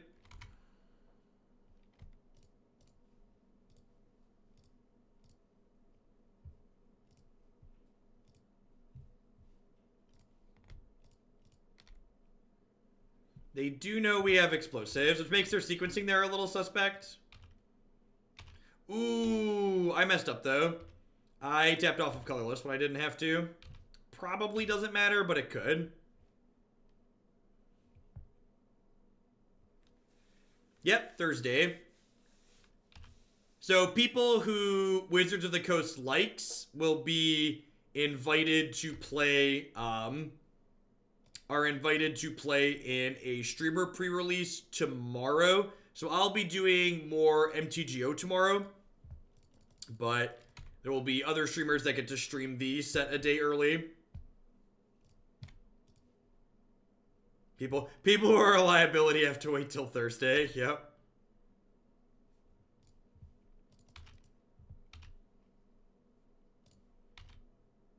Their timing is a little awkward though. I think it's really weird that they're like doing a day of the pre-release and then like having a day after that ends before they actually release it.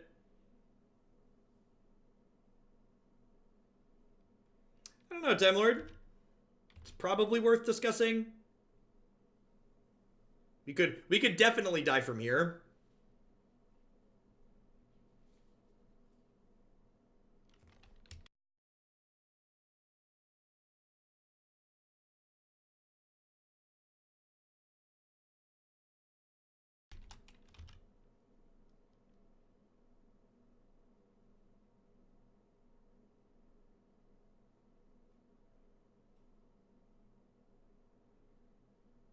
Oh, I can flick the Deputy to nab the Ascendancy. That's a good call.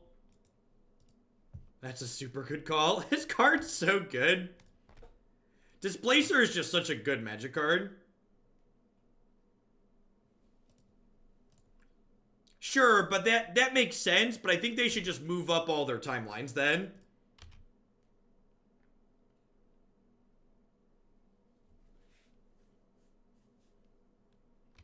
They should just release the set for everyone on Wednesday.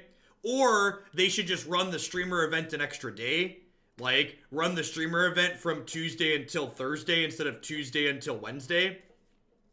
Like, running a streamer event with a new set for 24 hours, then being like, okay, for the next day you have to go back to streaming without the new cards. Like, it's weird. It's a bad decision in my opinion. Especially when there's other elegant solutions that range from moving the whole release up a day early to just letting the test server for all the streamers run long.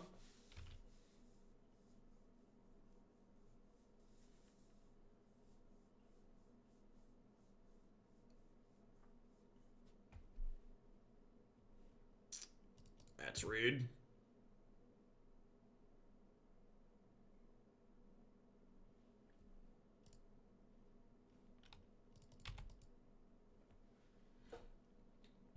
Oh. Oh, they have Stone Cold Nothing. Okay.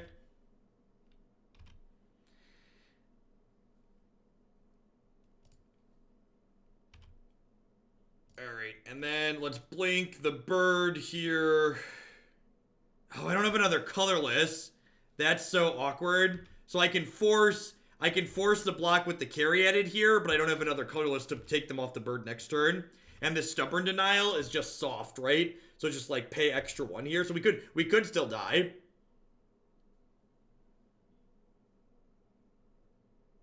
Alright, they're currently bricking.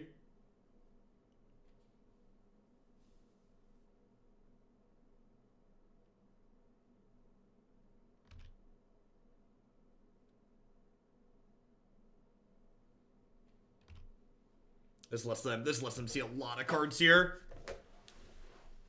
I needed to have one more piece of interaction here that was either for the creatures, or I needed to have one more colorless land. If we could add a colorless land to tap them off, this would have been a pretty okay spot.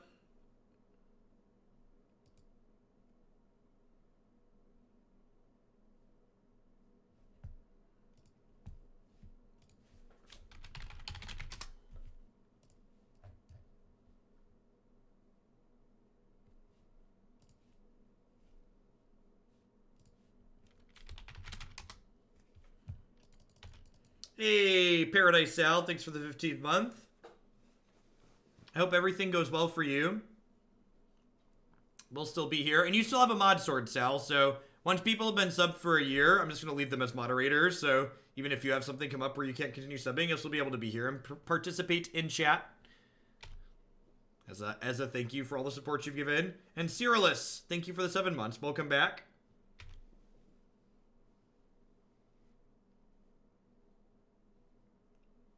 You have a link to that double red? I didn't know that was a thing. Zenos, thanks for the 4 months. I appreciate that. Welcome, welcome, welcome back.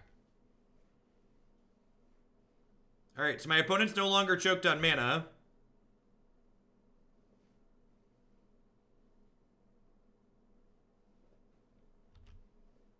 No, I don't think it's worth considering, Chucky. You don't have a way to search up that basic waste. And like, yeah, it's fighting its path to exile, but I think that's too narrow. Basic waste just really sucks to draw. Wait, people streamed pre-release events over the weekend? How does that work? Like people streamed with war cards over the weekend?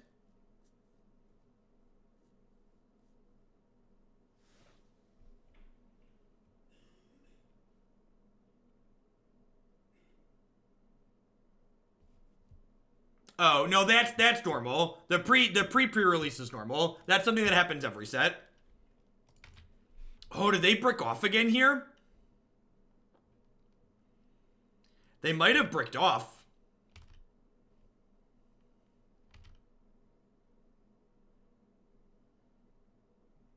What's the last one? Did you draw another land or creature?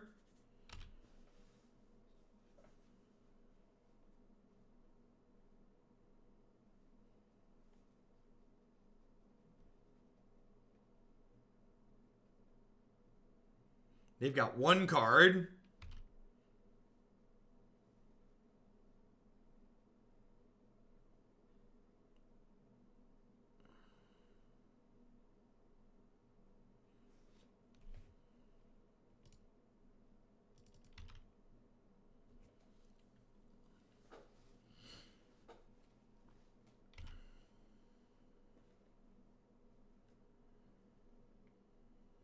All right.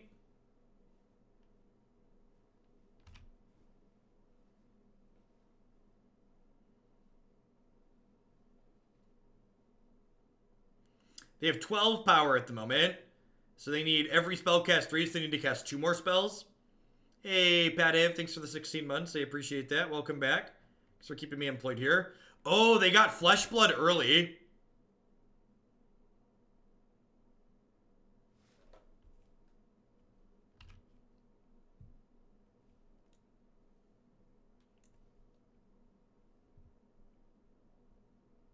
That's lethal, right?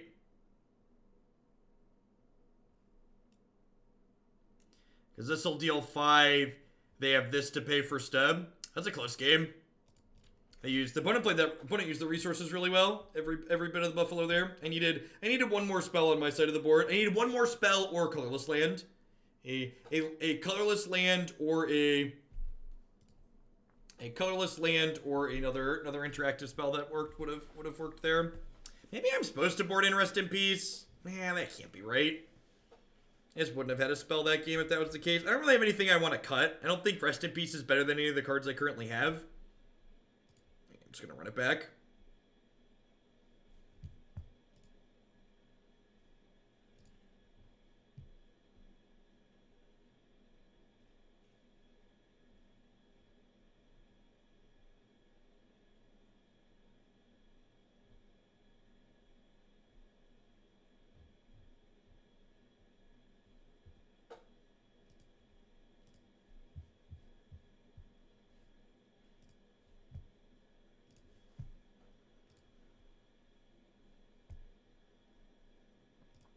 All right.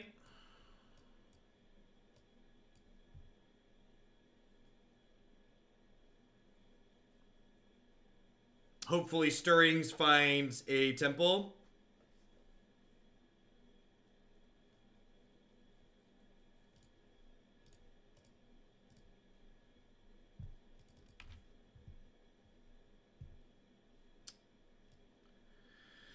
Wow, those are good. Is it Temple or is it Thought-Knot Seer? It might be Thought-Knot Seer.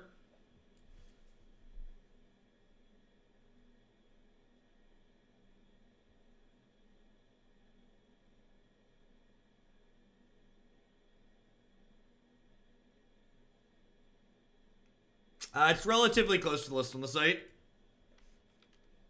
This is a viewer-submitted configuration like a lot of the lists we play here. I think it's the Thought-Knot Seer. I think the Thalia plus stub buy us enough time to get there. Like this is pressure plus disruption. Should have fetched.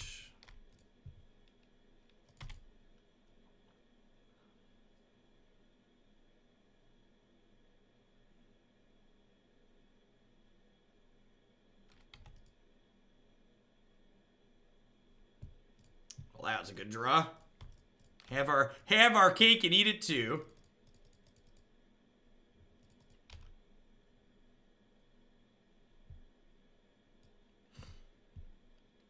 They have Swan Song. Alright, well, I'm just going to take Glittering Wish here. And then next turn we play Reality Smasher, and then just like take them to Pound Town.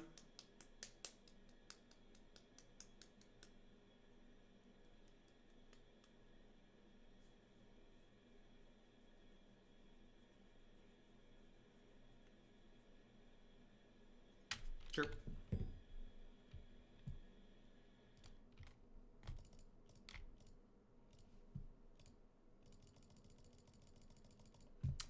It could be right to hold up interaction here, but coffee's for closers, so let's go. Like they could definitely kill us through Thalia here if they draw thing. If they just like drew the Ascendancy naturally. Cantrip should mean we're good though. With untapping with Stub and Path with the amount of pressure we have, they should be lights out.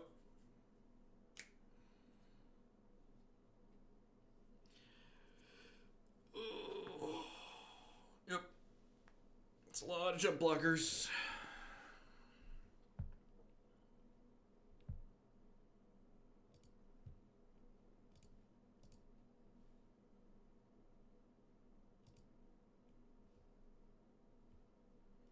So, the way Sunburst works is I cast this with X's 0, but I still paid a mana for it. So, it basically works the way with Thalia I want it to work. So you can pay 1 for it, basically.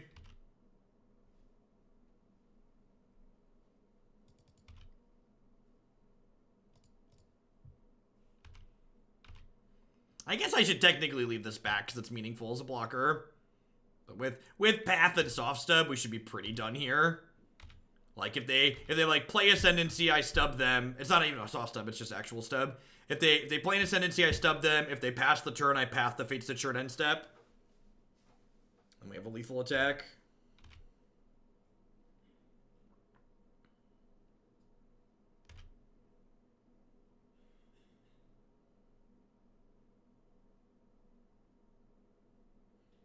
I guess they have a Swan Song that I know about, but in order to use that, they're going to lose the Gemstone Mine.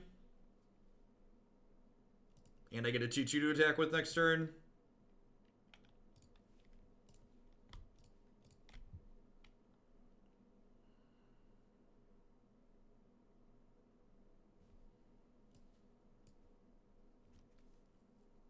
We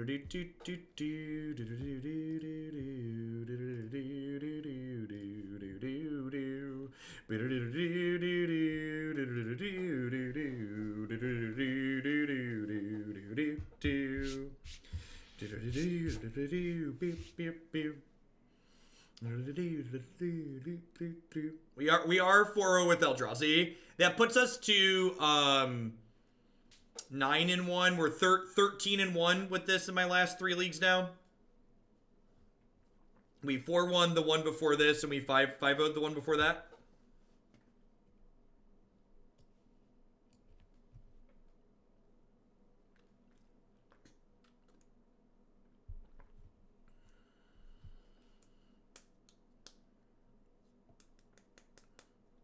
Yeah, but that uses one of their creatures, Chalk. That uses one of their creatures, Big Mama, which then doesn't exist as a blocker now.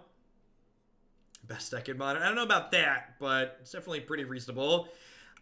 I think that match sold me on the main deck Thalias.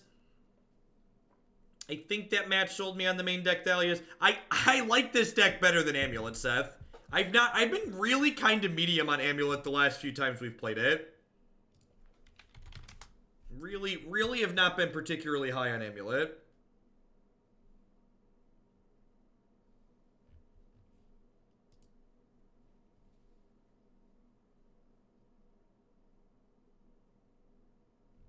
What's going on, Pegu?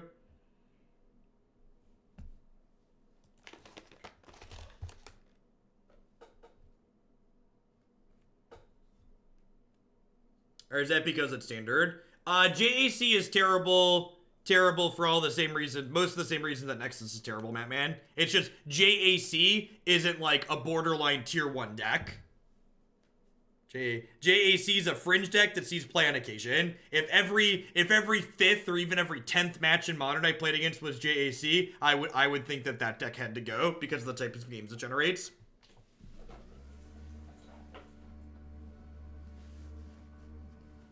But you are correct that they are very similar play patterns. And power level is the big difference. Like Esper Amulet from last season was a good example of like a deck that's similar to the Reclamation decks now, but it was just worse, right? The power level was lower.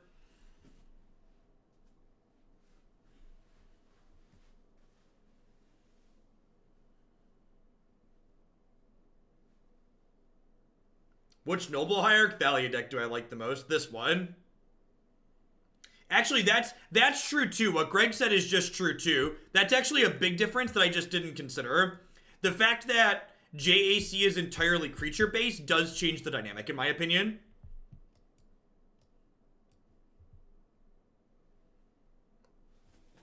JAC literally can't win without creatures in play, which means the amount of axes which you have to interact with the combo deck is different.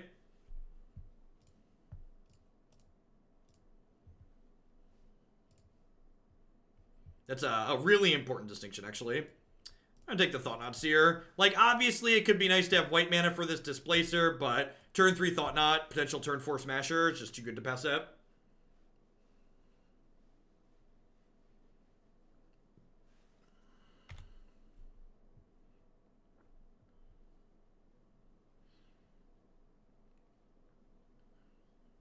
JAC is the deck we just played against, which refers to Jeskai Ascendancy combo. You can find it. Marty beat me by a hair. You can find my preferred iteration of it and videos of me playing it on my website there.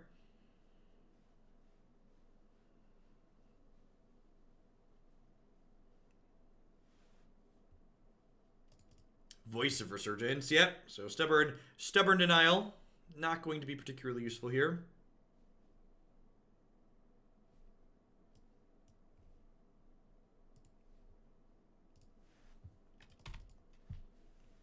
Thought-Knot Seer, likely going to be very useful. Displacer, going to be very useful.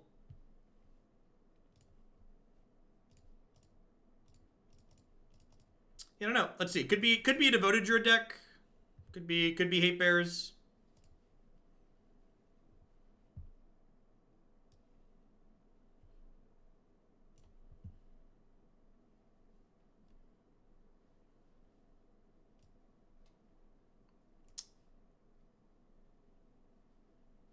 Huh.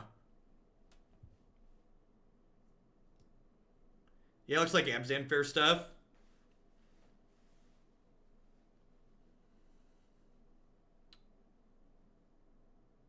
I think I take Trophy. I guess I could take Knight. I don't mind getting extra lands here. I could take Skews too. I think I'm gonna take Skews actually. I kind of don't like. There's gonna be a lot of creatures hitting the bin here. I kind of don't mind if they give me a land.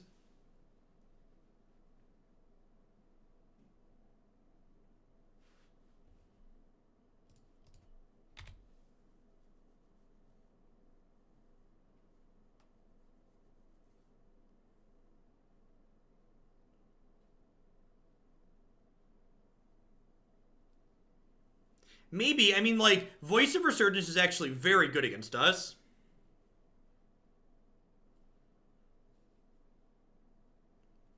Yeah, I guess that's true. You could make an argument for taking Knight of Autumn because I have Engineered Explosives to clean up their 2-mana spells.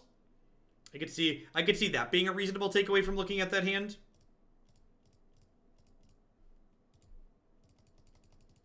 I'm going to offer a trade of Smasher for both their creatures.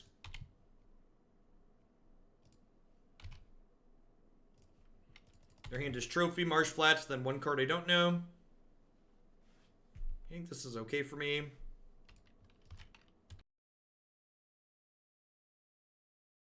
Maybe this trade is bad. Yeah, maybe I did the wrong thing with that Thought-Knot Seer, because now they, like, trophy my Thought-Knot, and then I'm down. I no longer have an active stub.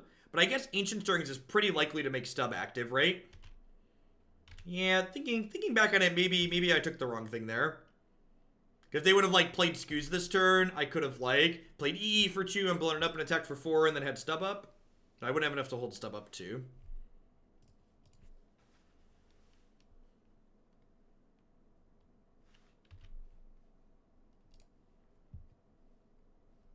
Grab my island here in case they play something into a soft stub. You have 3 cards, none of which I know. The token here is relevant because I have Eldrazi Displacer, which is nice.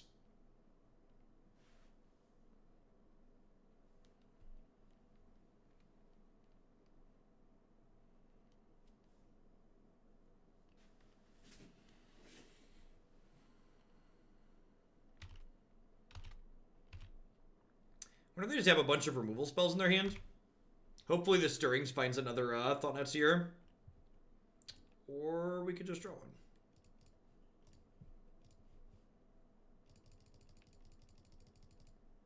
Hey, what's going on, Bubby? Yeah, slightly smaller audience for MTGO means a little bit more quiet.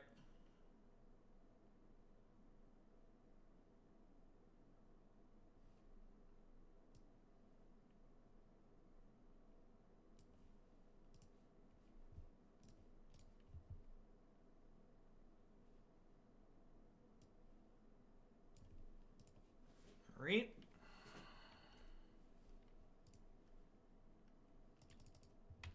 The Tron League was good TV.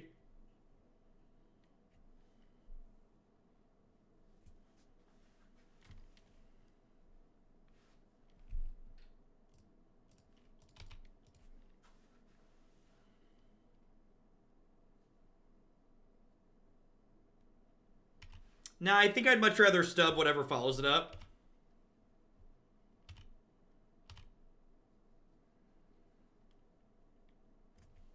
Huh? We have no cards in hand.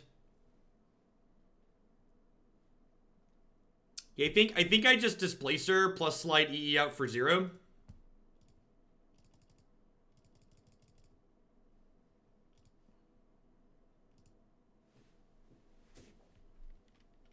I might actually... I think I'm actually just going to get aggressive here and crack this. Opponent conceded. Alright, deal.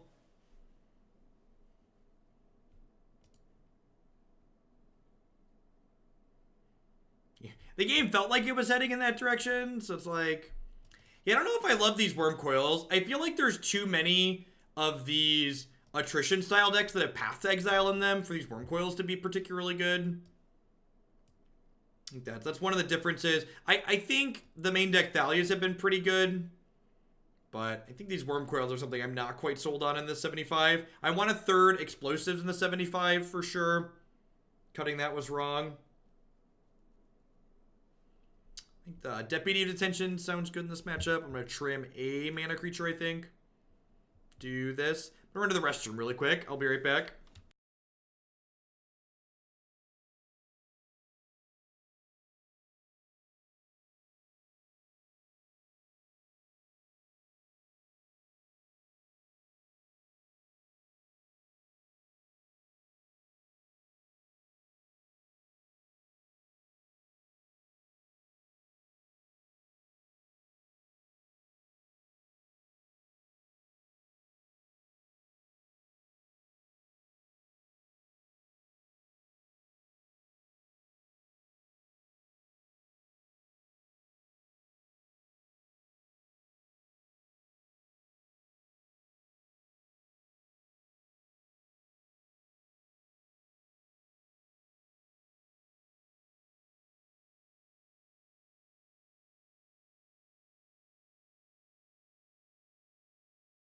The Deputy of Detention's been kind of impressive too. That's a card. It's a card I've been pretty happy with. This hand's a pretty easy mulligan. Doesn't do a whole lot. Doesn't have a lot of lands in it. This is fine. Not super exciting, but fine. Bottom the stub.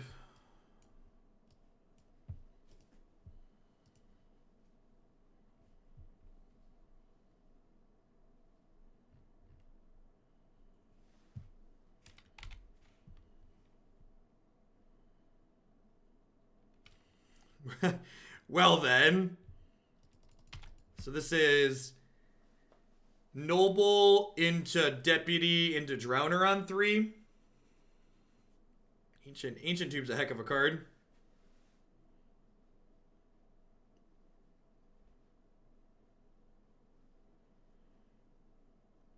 Would love to draw Thought-Knot Seer next turn.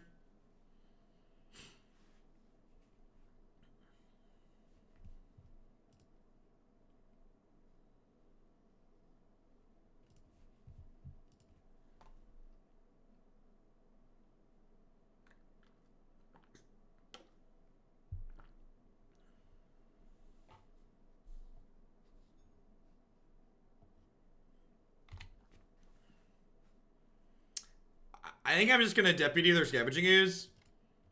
If they want to spend a removal spell on this, they're not spending a removal spell on something else. That seems like a win for me overall. What's going on, Okapai? Yeah, we're doing Moto all day today. This is our second Modern deck. We're going to do 1 to 2 more before we wrap things up. And we're going to be doing Modern all day, Magic Online all day again tomorrow as well. And we did, actually streamed yesterday for about 8 hours, so we did all Modern yesterday.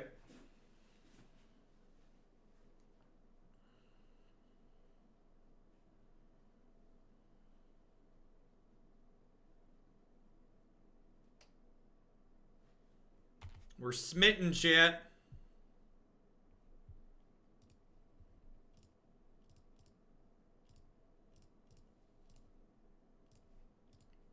Yeah, I'm pretty spent on the current Standard format, so figured it was a good time. And the viewer numbers for Standard have been way down, So it felt like a good time to do a bunch more Modern. I've had a good time. The last couple of days playing all good Modern decks has been fun. So I think I'm going to work in 2 or 3 all Modern days every month moving forward. Like Tuesday, for instance, I think is my lowest viewer count on average for Standard. So that would probably make a decent Modern day.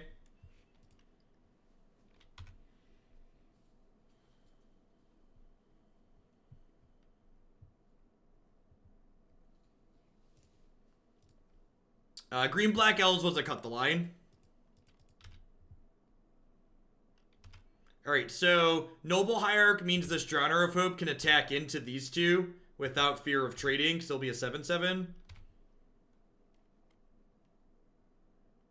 Yeah, I agree, Bob. Noon on rotating on Arena sounds sweet.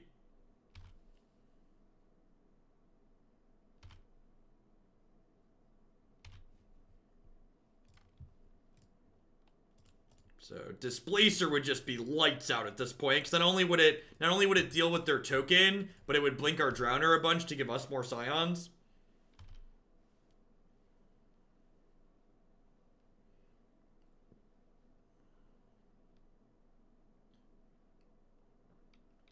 Fair.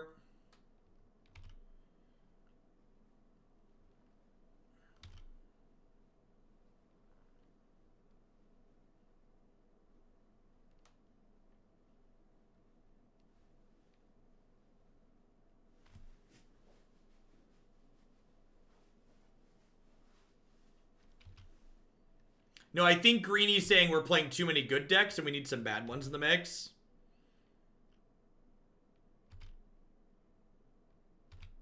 All we know is that the new format will exist. We don't know any details about it. We know it'll be happening on Arena this fall. But that's all we know at this current point in time.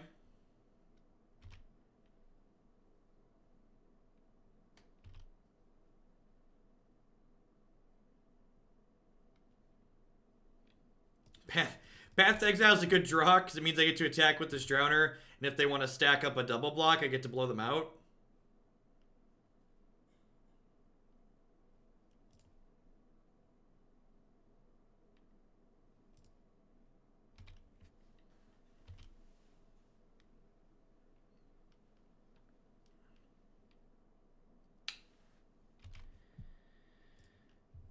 Gonna need a live one real soon here.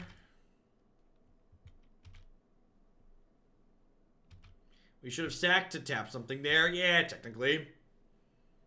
Moniz, thank you for the 5-month resub. I appreciate that. Welcome back. Thanks for keeping me around.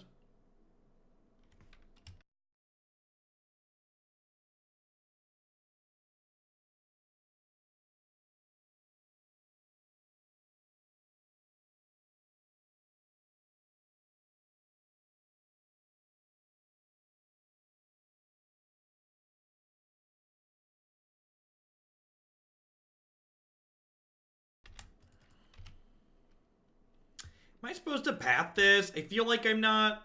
I feel like I'm just supposed to hold out for a Displacer here. Because, like, the path can kill something that the Displacer can't. See our Eye of Ugin. Worship. Huh.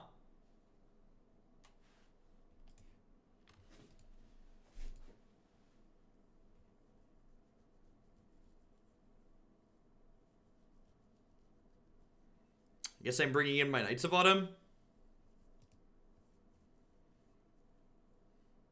Had a good start there, but I'm just gonna cut these stubs. I don't have that much removal. I'd rather just have more things that play to the board, I think. Being able to remove a worship, also very good. Yeah, Deputy was gone, and we were just behind on board, right? Like, we were in trouble before the worship, and the worship just added too many pieces to the puzzle without Knight being in our deck.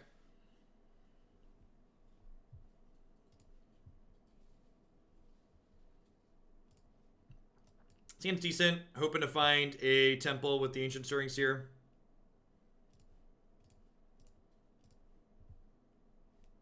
If we don't find a temple, This hand can end up being pretty slow.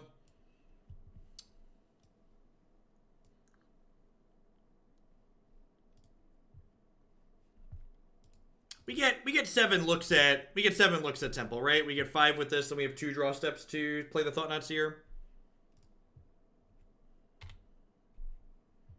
It's not like their deck is like super fast, right? I'm gonna need human with this. Save myself a point of life over the course of the game. That also lets me turn 3 Thought-Knot, turn 4 Smasher, which is decent. We'll see if they have a Loxodon or anything here to go toe-to-toe with it.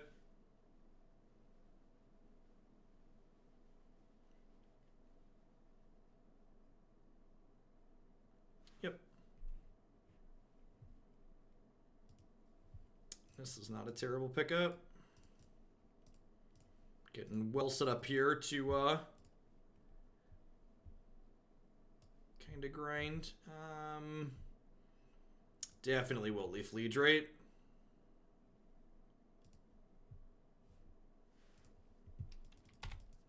Thought-Knot Seer, one of the few things that can actually, like, make that happen.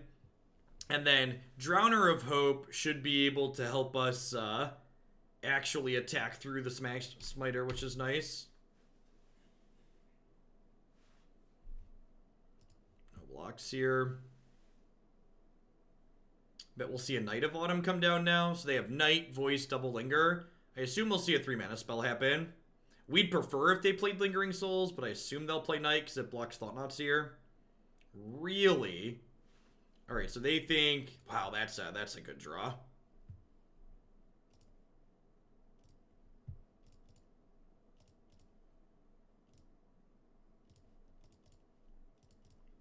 I think they've been a little bit too aggressive here. We're hopefully going to be able to punish them for that. Green Light Years, thank you for the 2-month resub. I really appreciate that. Welcome, welcome, welcome back. Thanks for keeping me employed here. And Thragtusk. Thragtusk is going to make it really hard to race. I kind of want a second Thragtusk in the 75. I think that, like, I know we can get Wormcoil with Ancient Stirrings, which is appealing, but Thragtusk has just been a lot more impressive so far in the games we've played.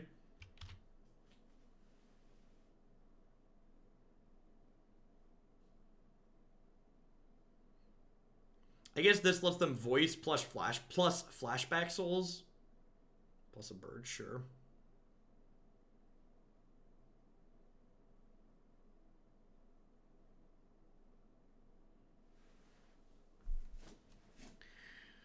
What if I Nissa plus and Smash?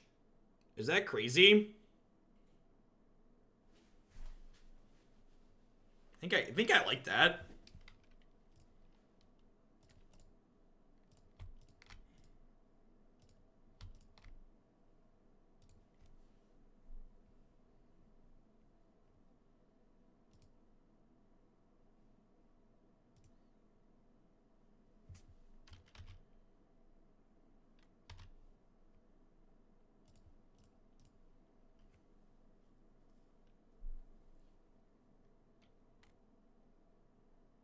Are you dead on the backswing to double Lingering Souls? How am I dead? I'm at 13.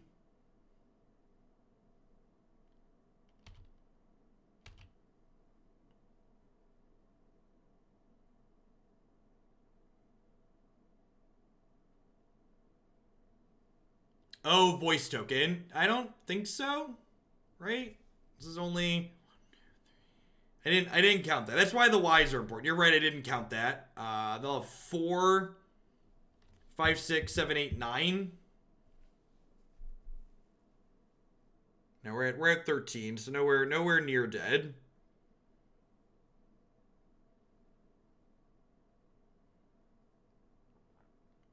And now they're debating on taking a big hit on if they want to kill Nissa on the backswing.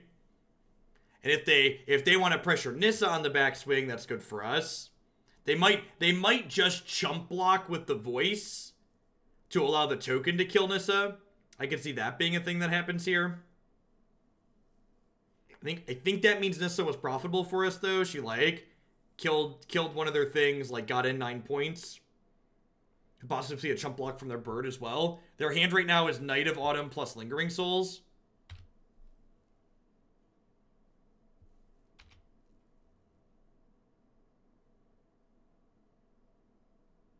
Is that true?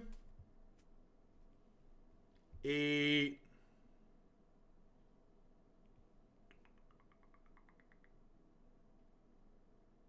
Yeah, it's actually 14. Yeah, I'm dead. That attack leaves me dead on board. That's a bad attack. Opponent figured it out. Jack got there slightly after me, or before the opponent, but all right. So the deck probably could have 5-0'd. I think we're in a pretty good spot there. If I don't take an overly aggressive attack. I definitely didn't stop to count the voice token into +4. As exemplified by my "what do you mean?" question. So stop and count. Think about what's going on. You'll win more games of Magic. As far as this deck is concerned, I really kind of like what this deck is doing. It's been really impressive the last couple of times we've played it. Even with me punting that last match, we're 5-0, 4-1, 4-1 now. Wormcoil Engine out of the sideboard was pretty incredibly disappointing in that league. I don't think that's one I'm a fan of. Thragtusk was a card that I was happy to have access to a number of times. I think I'd go up there. And Deputy of Detention was also a card I was pretty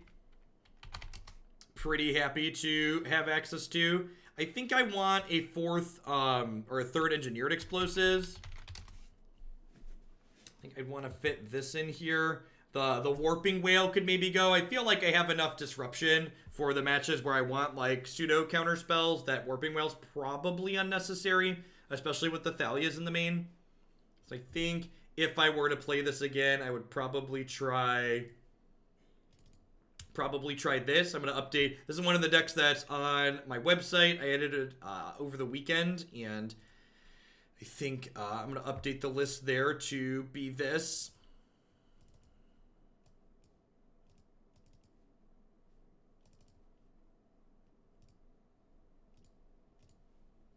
Yeah, it's got a lot of play to it. It's got like quality disruption in it and plays some interesting cards too. Eldrazi Displacer is just a card that's like really powerful, and then Ancient Stirrings too is just like one of the better cards in Modern, right? So we're gonna move along and play some green black.